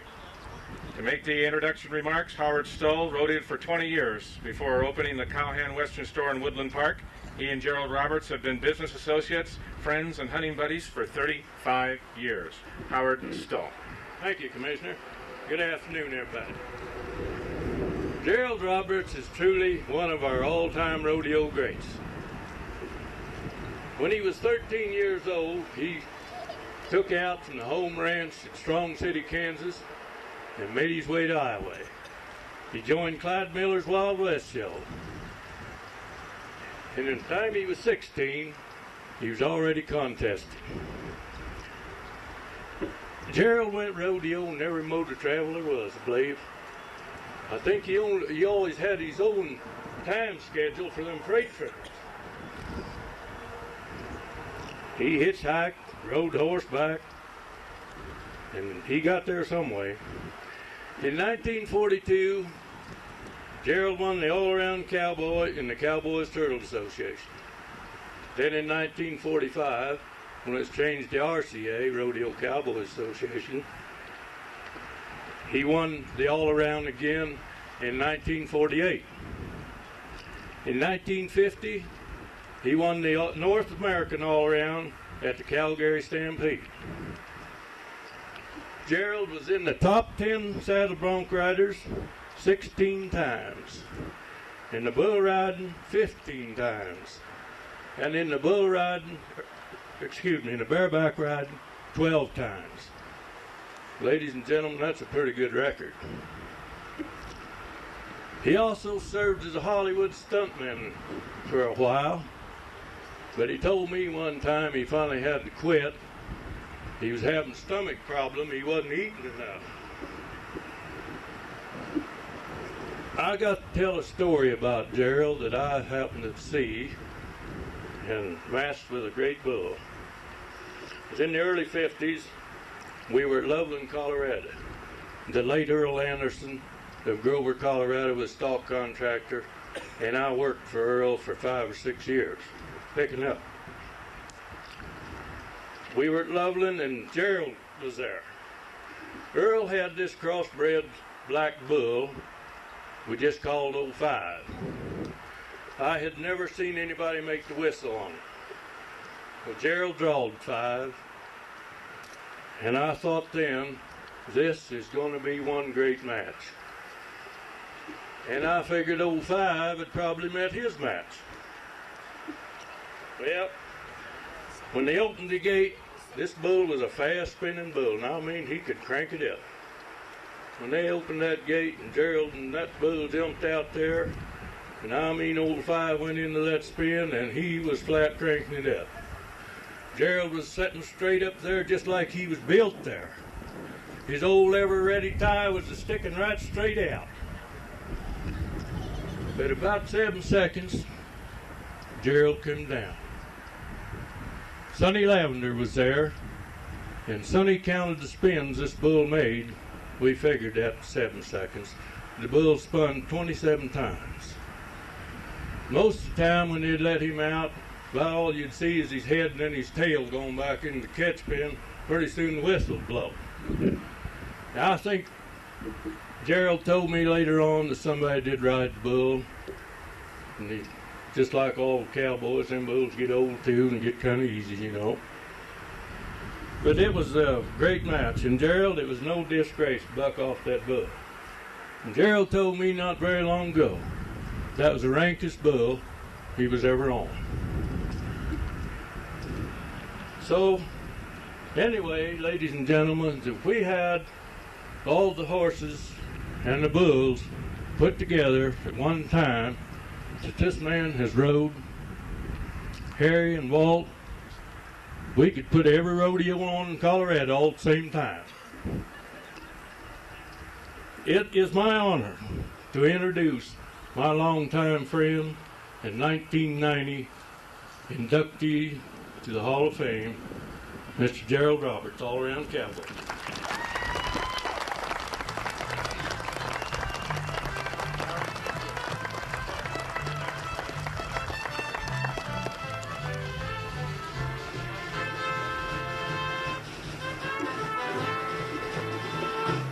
The plaque will read, Gerald Roberts All-Around Cowboy. His rodeo career began when Gerald Roberts was 13 years old.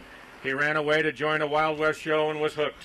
4 years later, Roberts was riding bucking horses and bulls in Cowboy Turtle Association. Roberts competed in all 3 rough stock events.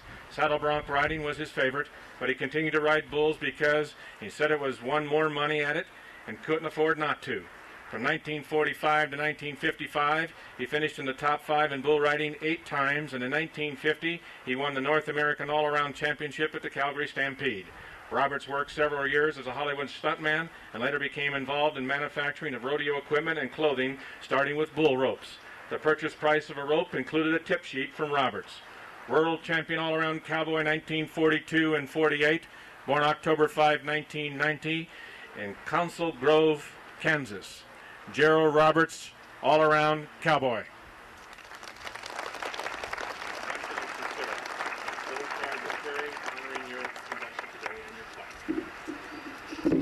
Thank you, Commissioner.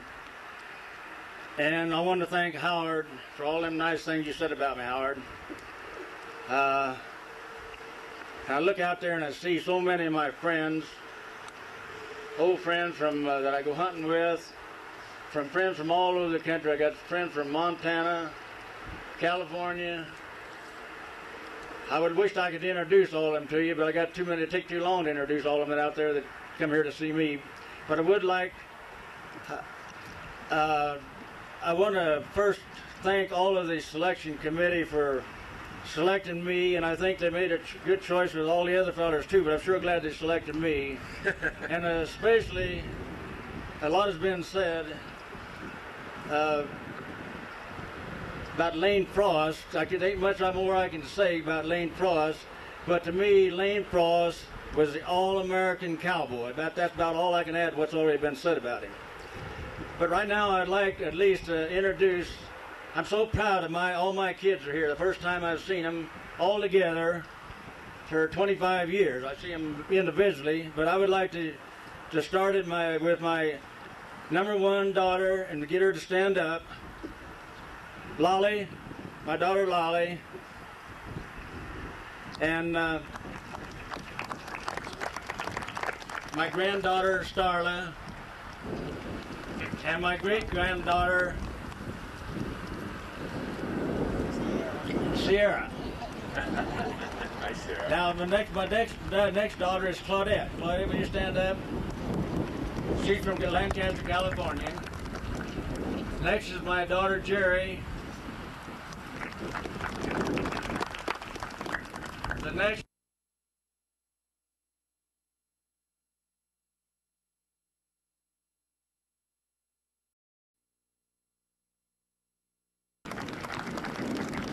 my daughter Joy and my granddaughter Rayla. You know, I got a pretty good following. You wouldn't think I had much time to rodeo, would you? Yeah, but then a lot of that, so it took extra. Well, again, I want to thank all of my friends. There's a boy that I used to go to school with, Bill Becker. He's out there in the audience somewhere. There he is over there, Bill. They told Bobby Berger having about a plane ride. I guess I better tell about a plane ride one time. I guess Casey Tibbs, because we stand here underneath this statue. Casey and I rodeoed together for several years, and I guess we was the first ones that ever started flying around the different rodeos. In fact, on this horse up here, I saddled on necktie when Casey rode him there at Burwell that year. But anyway, Casey and I had some real narrow escape. But I particularly want to tell you about one guy, Lee Harris. He's there in the audience somewhere. Lee, where you at? He was our pilot. There he is, Lee Harris. He come down from Livingston, Montana. I'll tell you, when Bobby and them only landed on the highway one time. We landed. We got so many other. We was a forerunner in that, and they had a nice airplane, but we had an old twin-engine Cessna, and that thing it only made about 2 miles a gallon. Casey and I could neither one fly, so we hired Lee. He was a bull rider. We hired Lee to fly it for us, and he was a fighter pilot. He flew that old twin-engine Cessna just like it was a fighter plane. One time, we was coming from Burwell, Nebraska, right here in Colorado Springs, and we got in a hailstorm. Well, we got here, and we must have had 100 holes in them wings and the tails, so we took and patched them all up with adhesive tape. We took off again. We left here, and we got out about 25 miles, and Jack Bushbaum was with us, and old Jackson looked out and he said, "Gerald, look there, we got the oil coming out of that left motor." Looked out there and oil was just streaming out. Well, old Lee got it. Can I wait till that train goes by? Yeah, just as soon as the engines go by, then go on. Then I'll be able to hear you.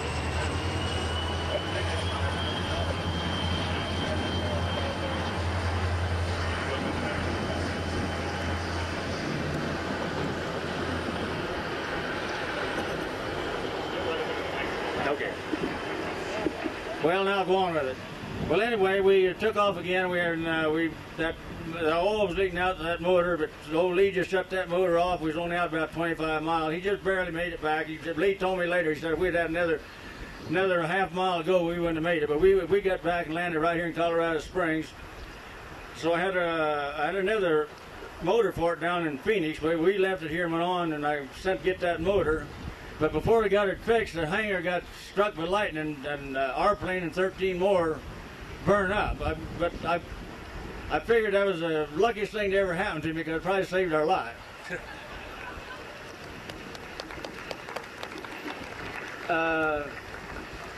Now I want to mention something that my friend Casey mentioned here just a year ago, as we right here on this same place, when they done this dedication for Casey in this bronze. I feel so honored. This is the greatest honor that can happen to any cowboy.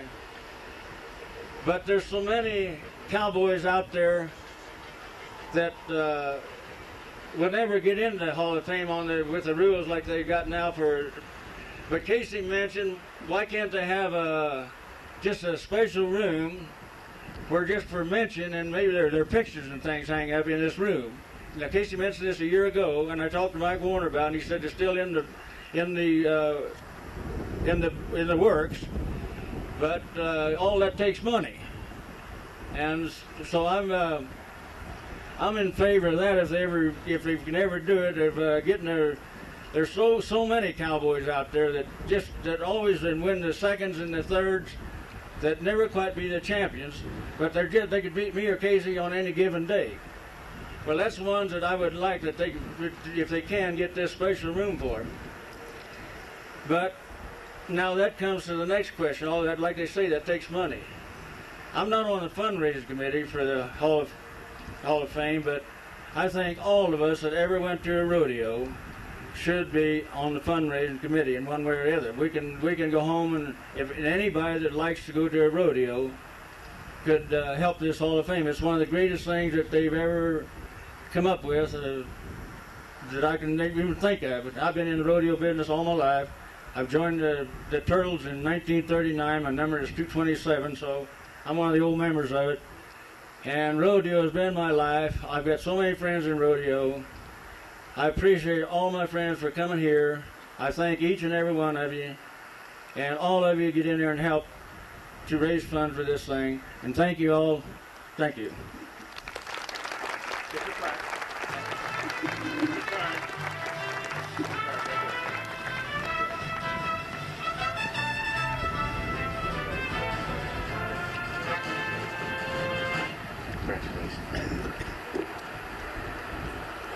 What a marvelous day. again, thank you so much for being here. I've just got a couple of more comments, and then I'll bring Mike Warner back up here for his directions on the luncheon and the hospitality following and all the photography sessions. I would like to thank these gentlemen over here, Pikes Peak Bus Pivots, and congratulate them on a magnificent 50th anniversary rodeo. Please, a round of applause for these gentlemen to represent that great rodeo. At this time, we've inducted these marvelous people. I think they all deserve a spontaneous round of applause.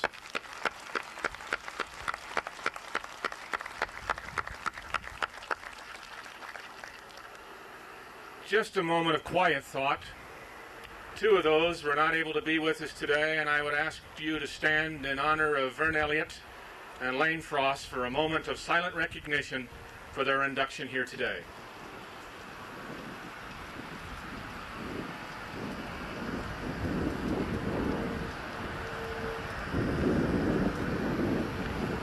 Thank you. I will leave you with these closing thoughts. I think it epitomizes the sport of rodeo. And these great competitors, great animals have been recognized here today in one of our outstanding committees. It is not the critic that counts, not the man who points how the strong man stumbles or where the doers of deeds could have done them better. The credit belongs to the man who is actually in the arena, whose face is marred by dust and sweat and blood, who strives valiantly, who errs and comes short again and again, because there is no effort without error and shortcomings, who actually strives to do the deed, who knows the great devotion, who spends himself in worthy cause, who at the best knows the end of high achievement, of triumph, and who at worst, if he fails while daring greatly, knows his place shall never be with those timid and cold souls who know neither victory or defeat. Words written by Theodore Roosevelt. Thank you very much, ladies and gentlemen, for your attendance today.